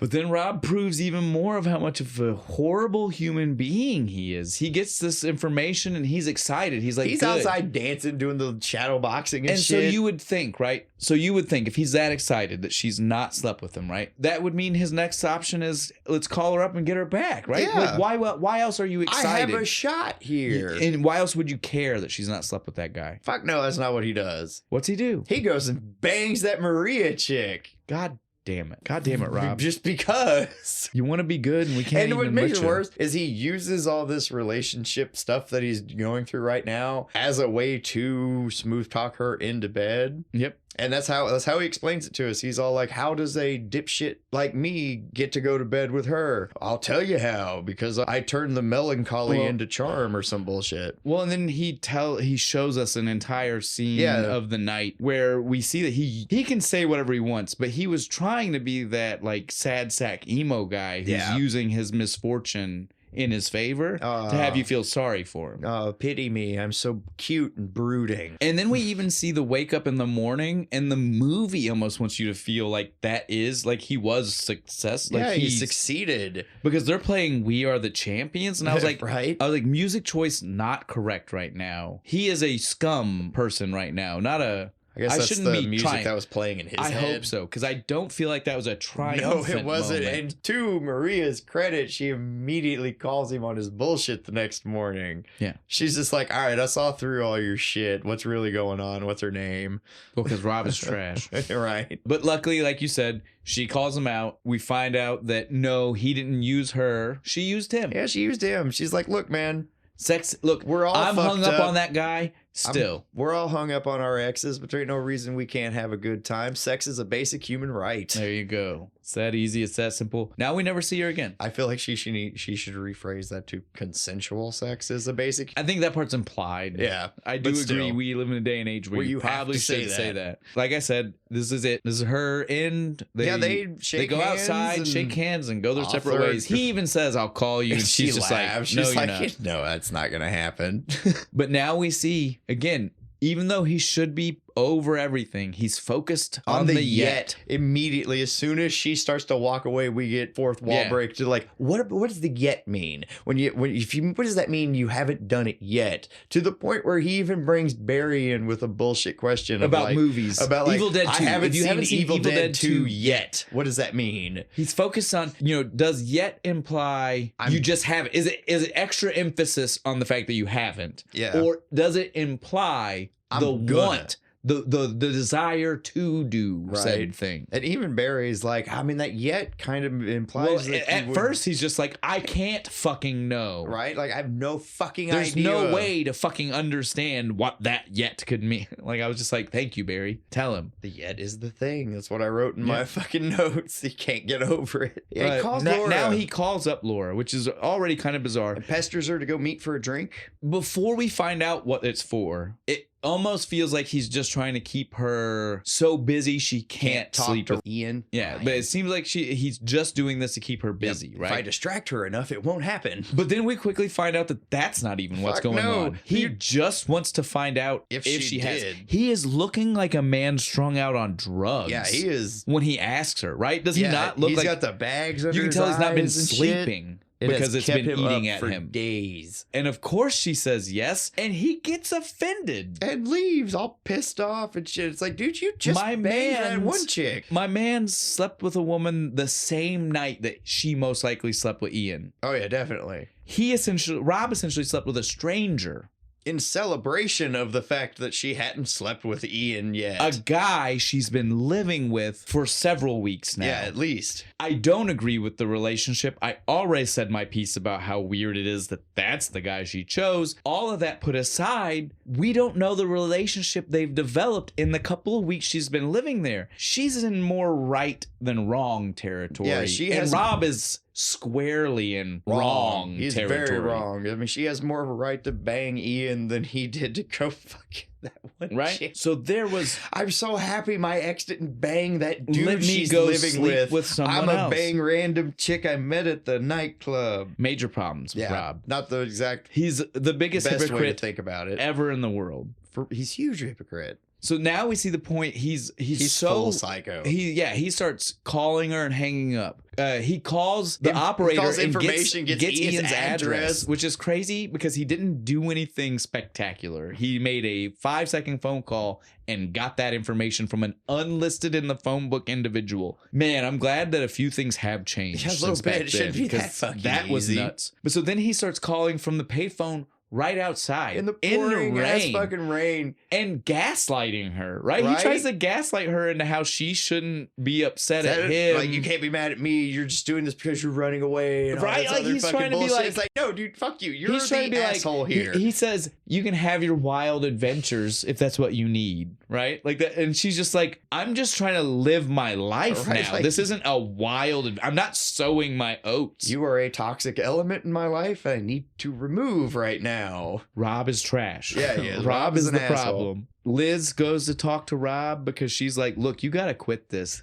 Yes, you were good. until you started this psycho bullshit. Well, now you're uniting them against you. Well, she doesn't even say now. She says the things you've done, which to me definitely solidifies the fact that it's self-fulfilling prophecies. It's a self-fulfilling prophecy every time. When he had the conversation with her the first time, he put the notion into her head, which caused this relationship to actually become a relationship that it was never going to be had he not put the notion into her head about if she had slept with Ian. Yeah, it's true. It probably would have taken her longer to get to that point. If it would have gotten there at all. You had said it. If you hadn't have made such a stink, she might have not fucked Ian. He is the cause of his own problems. He is. He's the biggest detriment to his own life. But I will give Liz credit because she hits him with the real knowledge question right now, which is, why the fuck do you care? Yeah, why do you want her Why back? does this matter? Well, she didn't even say want her back. She's literally just like, why do you care? Why do you want to do this? Why does this matter? Because right now he hasn't said he wants her back. That's like, she's trying to get him to admit that. She's trying to like coax that out of him. She's like, look, if you don't want her back, which you've not said you want her back, then that doesn't matter. Why the fuck does this matter? So again, you need to speak it out loud to people. If that's where you're at, buddy, you're not telling us that. You're just being upset about things that technically, for a man in the position you're in, don't need to has be upset no right about. To be upset about, because you're not that guy now. Yeah, you need to let it go. Let it go or get her back. Pick one. Exactly. That's pretty much the conversation, right? Like, I mean, not directly, which is Liz's problem. She doesn't understand when you talk to a guy. You gotta be direct. You just gotta say, do this. Yeah, nice and simple. We don't like to try and read between lines. We like clear, concise, direct orders. Now we get Charlie calling back. Shocker. Nobody saw that. No one thought that bitch was going to call us back, but she is super happy to hear from him. And Rob Gordon. Well, and then she hits him with the fact that she's the kind of bitch that has had this conversation with many men. Yep, a lot of her exes have called her with this. And the, what's it all mean? Well, she's hoping that this isn't the same. Yeah, you're not one of those, right? But we all already know that's exactly what the fuck he's doing. He tries to play it cool. No, I'm not. Gets invited to a date. They're going to a dinner party. They haven't seen each other in 15 fucking years. It's a little too easy, right? They set up a date in 5 seconds. Right? On the phone, for like having seen each other later tonight, not even talked yet. It's very bizarre. But it's not even a day. Wait, it's like later that evening. Before we can even get there, though, Ian comes to the record store. I love this fucking shit. This was such a quick scene, but it's so great. It's so good. Ian comes again. He told us earlier. He's perfectly nice. Well, he told us earlier. Conflict resolution is his job. Thing. Yeah, it's his job. So he knows how to do this. Here to he can try handle and talk. This. I'll point out, Ian looks like a douche. Everything about his visual presence is the absolute pinnacle of doucheness. Yep. Him as a person, he seems nice. He seems all right. He seems like a nice dude. He seemed nice when he talked to her about how crazy the dude was being outside. Yeah, he was totally chill about that. He totally listened when she said, don't go talk to him. It's not going to help anything. Yep. Now he finally was like, look, you went too far. We need to talk about this. He's still being reasonable and says reasonable things. You don't need to be outside Rob. my house like that, you know. At no point do I have a reason to not like Ian outside of his facade. Like the way he looks. You look like a douchebag. But as far as like what we see of him as a person, totally reasonable. Completely. But then we see Rob have 9 versions. Like not really 9. Fantasy versions of what he would do. Each progressively worse than the first, right? The first time he's just kind of like cusses him out. He's like, get the fuck out of my store, you rebound patchouli smelling fuck. And then the second time, it's a little bit more intense of a cuss out. He's going after him, and the other it chases him they're down. all like holding him back. And then the third one. The third one was the best. Just starts with a phone. It's like fucking Dick. Even Dick hits him in the face with a phone, knocks his teeth out. It's the Office Space scene, yeah, right? where they're beating the shit out of the fucking the printer. Dick ends up killing him with the fucking air conditioner unit. All in his head. None of them all real. In his head. None of them real. Ian actually just leaves totally normal. Because he said his piece. He's like, look, let's just stay the fuck away. I'm gonna leave now. It's totally fine. All right. Personally, I would have went with the first choice, the patchouli smelling fuck thing. Yeah. That was good. It was fine. It was a fine way to go about it. Again, because he doesn't know. It's his store, and he can't tell that motherfucker to get the hell out. And now we get our date with Charlie. Yep. Again, I will point out, as I already have, 15 years. 15 years later, she opens the door like it's been 5 days. 5 minutes. I mean, it's outrageous how she acts like it's not a big deal that they've not seen each other. Oh my God. No, there's none of that. She's just like, welcome. Immediately, Rob realizes, oh shit, she's a terrible fucking person. And calls himself on being an idiot. And And an unreliable. He calls himself on being an unreliable narrator. Yeah. And he is. He's like, he's finally starting to realize maybe it's not just this one. Yeah, maybe it's all of them. Maybe I've been fantasizing about all of these bitches and wanting the dream version of them. But what they actually are sucks. He's not there yet, though. He's getting really close. He still has to talk to her, right? Like he has to finish the conversation before he can cement it. It's starting to creep in when they're all talking at the dinner table and shit, and he's back there smoking and stuff. He's just like, wait a fucking minute. But so then he tells us at the end of the night, he has the conversation, Charlie, with, damn it, of course, I knew it. I knew you were doing the fucking, what does it all mean shit. And he says, I should never have told her to be brutally honest with me, because what was she? Brutally honest.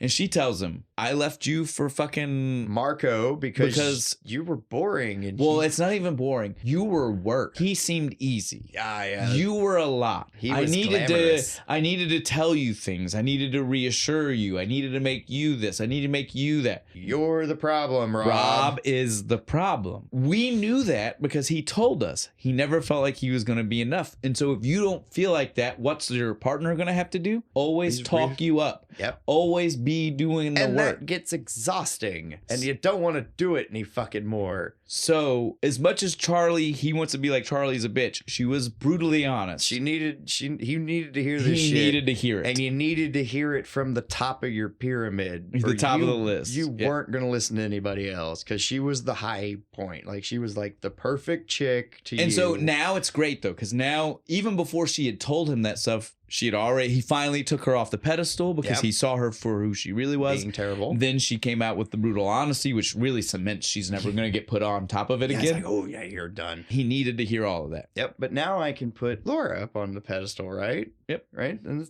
so it's just knock Charlie on off, throw Miss Laura up there. But before we get there, though, we get another nice in the store scene. You remember? You know what's going on right now? Dick's got a date. Oh, it's before Dick gets a date, though. Well, no, I mean this is Dick gets a date, but it's the part I want to talk about is before Dick gets a date. It's fucking Barry's band, dude. The dude comes in. The guy comes in and he's just like that guy seems more like he wants to date Barry than fucking Anna seems like she wants to date Dick. It seemed like he was hitting on Barry and shit. He's like, oh yeah, we'll get together and we'll jam out. I'm telling you, I was like, man, you're skipping over the best part. I almost forgot about that. I'm sorry. And the fact that fucking Barry has the coolest, every name he has for this band is cool, but the one that's on the sign was dope. Did you see it? No, I didn't see it. Hip Young Gunslingers. Oh. Hip Young Gunslingers. I like that. I like it, dude. I like Sonic Death Monkey later. I know. I like all of his band names. They're all great. 100% Barry had no idea how to handle someone actually coming into audition for his band. Everybody else is like making fun of him for it. They're like, dude, you've had that sign up for 7 years. Like, it's no big deal. I mean, you don't even play an instrument. I sing. It's not like some of us want to stay here our whole lives. And then he immediately segues that into, you ready to go? Right. And then that's when Dick's on his date. He's got a date. He can't go out like they normally do. No, I got to go somewhere. Where the fuck are you going? Oh, I've got a date with Anna. Oh, Anna. And he starts giving him shit and then he's like, oh, wait, the Green Day chick. Well, no, he made fun of where they met and he goes, actually, we met here talking about Green Day. Yeah. Oh. Yeah. But then he was like encouraging and still sounded like an asshole. He did, but he was being, I know he was, but he still sounded it. Jack Black, goddammit. The only real friends can do shit like that to you. But yeah, like you already said, Rob has fully gone back. He is full on Laura at this point, right? So we get moments where he's giving us his top 5 lists of Laura in the background. Why he likes her and shit. Different things like that are happening on the in-betweens, right? And then Laura comes to the apartment. This scene was super weird, right? He has the top 5 dream jobs and shit. Yeah, well, but the reason it was so weird is why is she just in his apartment? Well, she was getting more stuff. It was in the hallway. Yeah. Okay, remember that was when he found the pile of it. When he came in the door, it was sitting right there. She was sitting at the table still reading. Yeah. So that was fine. It was just weird because, again, this is right after they had what was the most heated of all conversations because it was the sex one. And she is acting so nonchalant. She's acting just so sitting at his kitchen table just reading. And he totally slips back into not thinking about everything for a few minutes. For a few minutes, it's comfortable. Like it should be. And then he fucks it up. Hey, of course he does because he can't fucking help it. He always has to fuck it up. Can't keep that foot out of his mouth. During the conversation mentioned, though, top 5 dream jobs, right? This is how much she proves that, again, she maybe didn't want to leave him, but she needed for him to have a wake-up call, right? She is here. She has every reason to not even want to look at the guy. They're looking at the dream jobs, and she even points out to him, well, the last one's not even a job you want. You said so yourself, right? Yeah, like, why the fuck would you want to be an architect? What about owns a record store? She's trying to make him see, like, your life's not that bad. you're literally living You're doing what you dream. wanted to do, you dumbass. Well, and he has done many of the things he's wanted to do. One of the things was to perform. He used to he perform. was a DJ and shit, right? Come on, man. She is there to drive home, right? Like you again, he is work. He has these thoughts. He beats himself down. He is the most insecure fucking person ever. But she still wants to be there. Yep, she wants to be she is willing to encouragement. She is willing to put in the work. Good for her. I wouldn't be. Oh, hell no. But that's not the point. Rob is finally realizing he's been the problem all along. I would say right now is the moment he realizes that, and that he realizes that he needs to fix things. And he's like, I gotta get her back. And not just the relationship, right? Like he's realizing he needed to fix his life. I gotta fix me. First up, Vince and Justin. They go into the... Well, he goes into work and they're playing the music and stuff, and they're just like, he walks right past him. Well, this? they tell him Laura called. Yeah. He doesn't even pay attention to it. He walks back around from his office, whips his head, and who is this? It's those fucking skaters, Vince and Justin. What?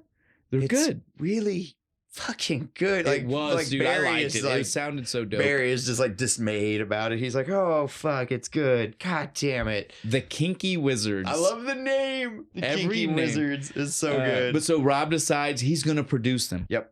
One of his 5, one of his dream jobs was producing an album. Yeah. One of them was performing. She put on this. Literally, she was trying to get him to understand, like, you are living your dreams. Yeah, you're doing the things you want. You're just too up your own ass to realize it. This is maybe the point where he realizes he can do more of them, but it's because of her conversation. You know, it's because she whipped him into shape. It's because of her. But so that's what we got there. We got that is going on. They ask him the name of his label. Top 5 records. I love it for the reference it makes. I love it for the name. It sounds good. So it flows well. Why isn't there actually I'm sure one? there is at this point, dude. I'm sure. Yeah, probably. If there wasn't when the movie came out, there was one instantaneously after the movie came out. Yeah, this was a big movie when it came out. Yeah, it doesn't get talked about a lot now. No, and but when it came got out, a good like, ratings it was everywhere. too. Like with fucking, it's like 7.3 stars out of 10 or something. That. I'd give it 8. It's crazy that doesn't get talked about as much today. It's just one of those. It's just one of those great movies that just people forget about. 90% of it is with technology that doesn't exist anymore. So yeah, that kind of does impact a lot of things. True. We got off topic. So after he tells them he's going to produce them, he finally goes inside. When he gets inside, he talks to the guys, and the guys are like, "Oh yeah, by the way, don't forget, you need to call Laura." You gotta call Laura. He calls Laura. Her dad died. Man. Grief is a hard thing. I mean, we were starting to have this like little upswing in the story. Top 5 tracks about death. Yeah, these guys are fucking crazy. In tribute to Laura's dad. These guys are crazy, right? They're talking, and then he's like, "What song was it?" He's like, "We can't use that one on principle." He's in The Big Chill. I can't remember, but I remember he's like, "I know Edmund Fitzgerald." That's a good you, one. bastard. That should have been mine.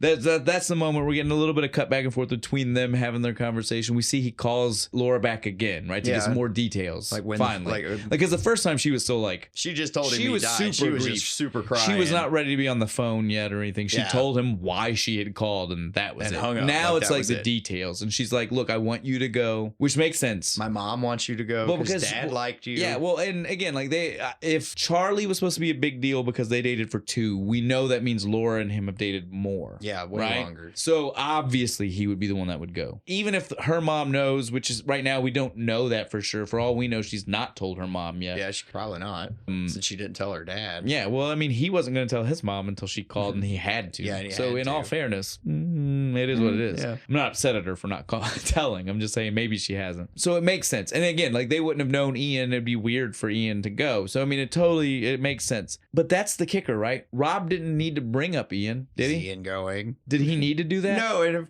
I love, obviously if she asked him to her come, reaction. Her reaction is just no, and hangs up.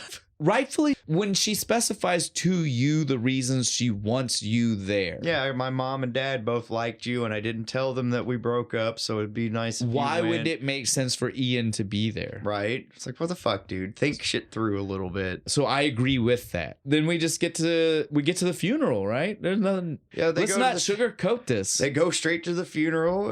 Well, he's talking about songs at his funeral first. Yeah, like, that right? was He's like top 5 songs at my funeral. While at the while in the beginning, preacher right? is Like, doing the fucking eulogy, and he's just like, oh, he's fantasized about this like beautiful woman singing, and nobody knowing who she was. You were the greatest thing to ever happen But to me. who would by that Gladys woman Knight. be? And then it That's what he pans says. over to fucking Laura. Obviously, that's who it would be. And she's just sobbing away. Can we address this though? Did you notice they're in the church? Yeah. They lower the casket somewhere. Are they burying while him in the church? I am glad that this was a problem to you because I've been to a lot of funerals in a lot of places in a lot of different types of. I've seen people who were going to be buried in fucking like mausoleum things. Yeah. I have never seen a hole in the church that the casket gets. Where did it go? It's like Is there a basement? Right. Does the basement? Crypt, is there a crypt? Does the basement reach actual ground level and they're driving from there? Maybe. It's not important. I don't want to make it seem weird, important. Right? It was just weird. But then we have like the wake, the reception after the funeral. We hear from Liz and her sister that Laura is taking it really hard, and then Liz starts throwing the backhanded comments about fucking Rob.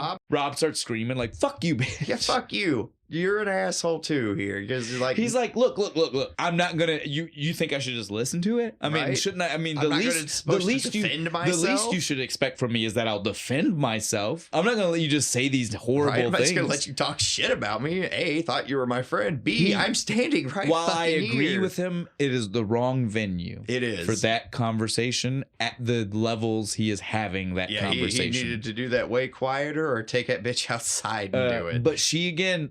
Liz hits him with the real knowledge. Did you ever even apologize? Did you ever fucking tell her I'm sorry? You've already admitted that you did wrong. Yeah, you were the asshole. Now go apologize. But have you ever? And again, she's not talking about now. She's talking about everything. She's talking about all 4 of the 2 of 4 things. Yeah. She is talking about things recently. She's talking about the conversations about Ian for no fucking reason. She is talking about all of it. She is not talking about the generic "I'm sorry your dad passed," like, which is almost even how it sounded when he went to finally say it. But luckily Laura kind of picked up on the realness of it. Right? She's like what it really was.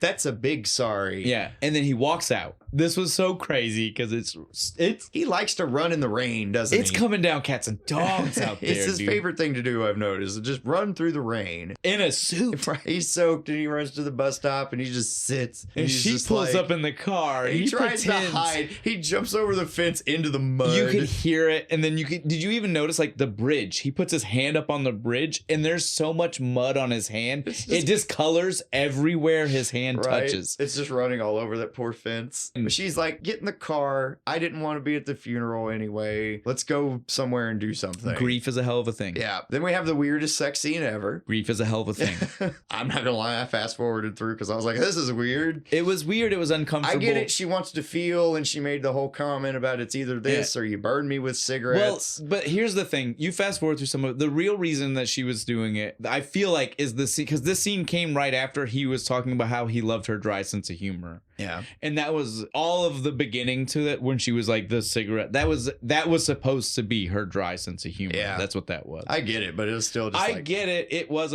awkward. It was uncomfortable. We could have had everything in the car happen without the sex, right? Yeah. Like we could have just had them have a moment and then her be like, I want to get back together. I'm tired of I don't want to talk about it. I just want to go home. Right. That could have all still worked without the sex. Yeah, I agree. Totally could have. 100%. I love this movie for the fact that is real, right? Like sometimes relationships are messy. There's no real conclusion. Sometimes we just know that that's the person and we deal with. Yeah, we just go. We deal with messiness. We're just dating now again. Well, again, it's real. Yeah, I mean, it's real life. Nothing is clean. Nothing is not messy. There's always messiness, right? Like, and if you've convinced yourself that there is no messiness to the situation around you, you're probably blind to something that is very messy. And good for you, I guess. I wouldn't even say that. because again, if you're just blind to something that is actually there, maybe he was blind to how bad of an asshole he was. Was it good for him? No. It caught up to him eventually. So like I said, maybe not good for you. No, but I mean, maybe you should evaluate. My point was, if you think there's nothing wrong with your life, you should probably look closer, because there probably is, and you're just lying to yourself. Yeah, but if you want to live the lie, sure. If you want to,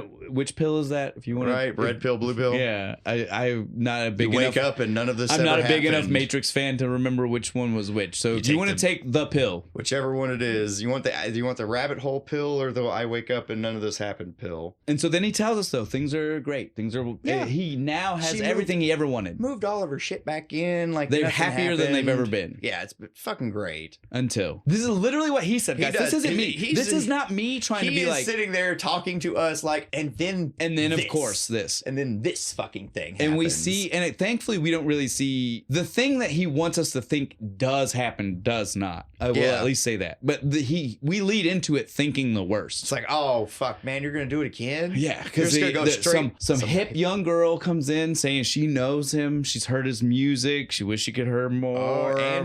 And she's a journalist for some music magazine. And fucking even Barry, dude. Even Barry. Barry was like, hey, you gotta call. Girlfriend is on the phone. You know she didn't call, right? There's no one on that phone. No, he's just trying to stop him from doing something stupid and he was like, let me stop the dumbness. Good friend. He's an asshole. Good friend, though. I'm looking out for you, boy. He's down on himself, and Laura builds him up, right? Like she's like, you can do this. You've made all this music. Shit. You've done this. You've done that. You've done this. You've done that. All that shit. And you see that, and you're like, good. Like he had this close call, and now we see that he sees she's good for him, and she's still there, building him up. He's not gonna fuck up. Instantly, we see him talking at midnight on the phone with the dumb reporter bitch again, and I'll make you a mixtape. Don't worry, I'll send you a mixtape of all my favorite shit. And then he starts making the tape, and he's like, the key to a good mixtape. And then it hits him what the hell he's doing. And then she walks in, Laura walks in the door, and he's just like, it's gotta stop, right? Even she hears him. She's like, what's gotta stop? And he's like, nothing. But then he's like, I will give him credit. She's like, well, who's the tape for? I will give him credit. He tells her. Admits it. He admits he's making a mixtape for a girl who interviewed me for that magazine. And he knows how bad he's fucked up. Thankfully, we now cut to CD release night. I sold my mom's wheelchair. Hit release. Music for old people to dance to. I love all of these. Again, Sonic Death Monkey.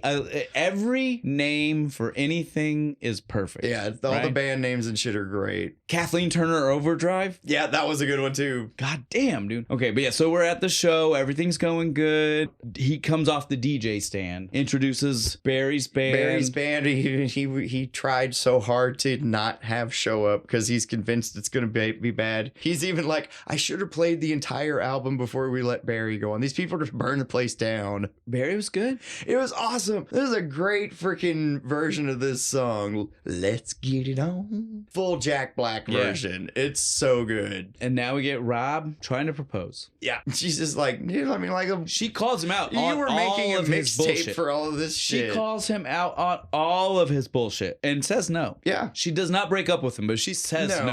She says, do you really think I was going to say yes? He's like, I figured the asking was the important thing. And she says, thank you for asking. It was. And thank you. And it's all good now. Because he doesn't want to do the fantasy bullshit anymore. Yeah, exactly. He wants the real life. The real underwear. The real underwear. He wants the real washed 1,000 times cotton underwear. Not the crazy lingerie or whatever. He didn't say lingerie, but whatever. Like, and she goes, I've got those. He's like, that's not what I mean. She gets it eventually. Yeah. And then we finally close out. He's making a mixtape again, but this time he's scrapping his rules. Yep. Because his rules were all about what he thought they needed to think on their mixtape. And now he's trying to do it the way you should do it. Trying to make stuff that she likes and she would want. And stuff that on makes a mixtape her happy. And he puts the headphones on, kicks it back. He's finally truly evolved. Right? And that's how our movie ends, is him just back listening to music, making a mixtape for his girl. Part of why I I love the movie. This is real world. Yeah. This was not a rom-com, No. right? Like, because most of this movie has nothing to do with them actually. There's you don't no think ro- they're good. there's not you a don't, lot of well, you don't even think romance. there's a relationship anymore. No. 90% of the movie has them not together. And then when they finally get together, it still keeps it real because it's not instantaneously like, oh, they're back, they're fixed. Yeah, it's like, not no, even, they're back. It's not even a redemption arc. They because still have things that they're fixing. They Right. still have things they're working on. all you're left with at the end is like there's hope that he'll get better at that every this day shit. he's going to learn a Yeah. little bit more. he's because not gonna, at least he's now not going to go down that road again of Well, because- self-fulfilling bullshit. Well, because at least now he's aware of it. and willing to learn. Wasn't Yeah. before he wasn't. Complete denial, and it's all the other bitches' fault. It had nothing to Exactly. do with me. Why am I cursed? All we have at the end of this movie is just hope that and I he like can that. move on. And that's real. I like That's that. real, exactly. That's- I love that. Don't give me a fake. No. The happily forever after. yeah, It's not fuck real. you, man. I want the like. Well, it might get better. You know what I mean? Keeps Like, working. what is it? The pictures, smiley face, heart, infinity symbol. That's not real. No, it's not. I'm not saying that it can't happen, but for you to use that as your generalization for how a story ends, that's not real. No, we're left at the end of this movie of like, well, they're back together, and it looks promising. That's good. And that's the best we can that's ask for. realistic as fuck, and I love it. That's the end of the movie. That's it. What'd you think of this? I love the movie. I do too. I love the movie. The beer. Well, for the record, grew on me a lot. By the time we were done, Let it aerate. We've not had anything from Mirror Twin yet that has been like Disgusting. truly disappointing. Yeah, no, this is pretty good. Go try it, everybody. On that note, though, what are we gonna drink next week, man? Oh, next week we got some fancy French cognac. We got some Courvoisier. Now, what movie could we possibly be doing with some Courvoisier? I feel like this is a gimme. A little bit. Like we said, sometimes it has to be a gimme. Sometimes it's just because we want to do something fun. Because it's a fun movie, but I hope everybody guesses it. Let us know in the comments and everything. But all right, on that note, I think we're done, man. Let's go spin some records.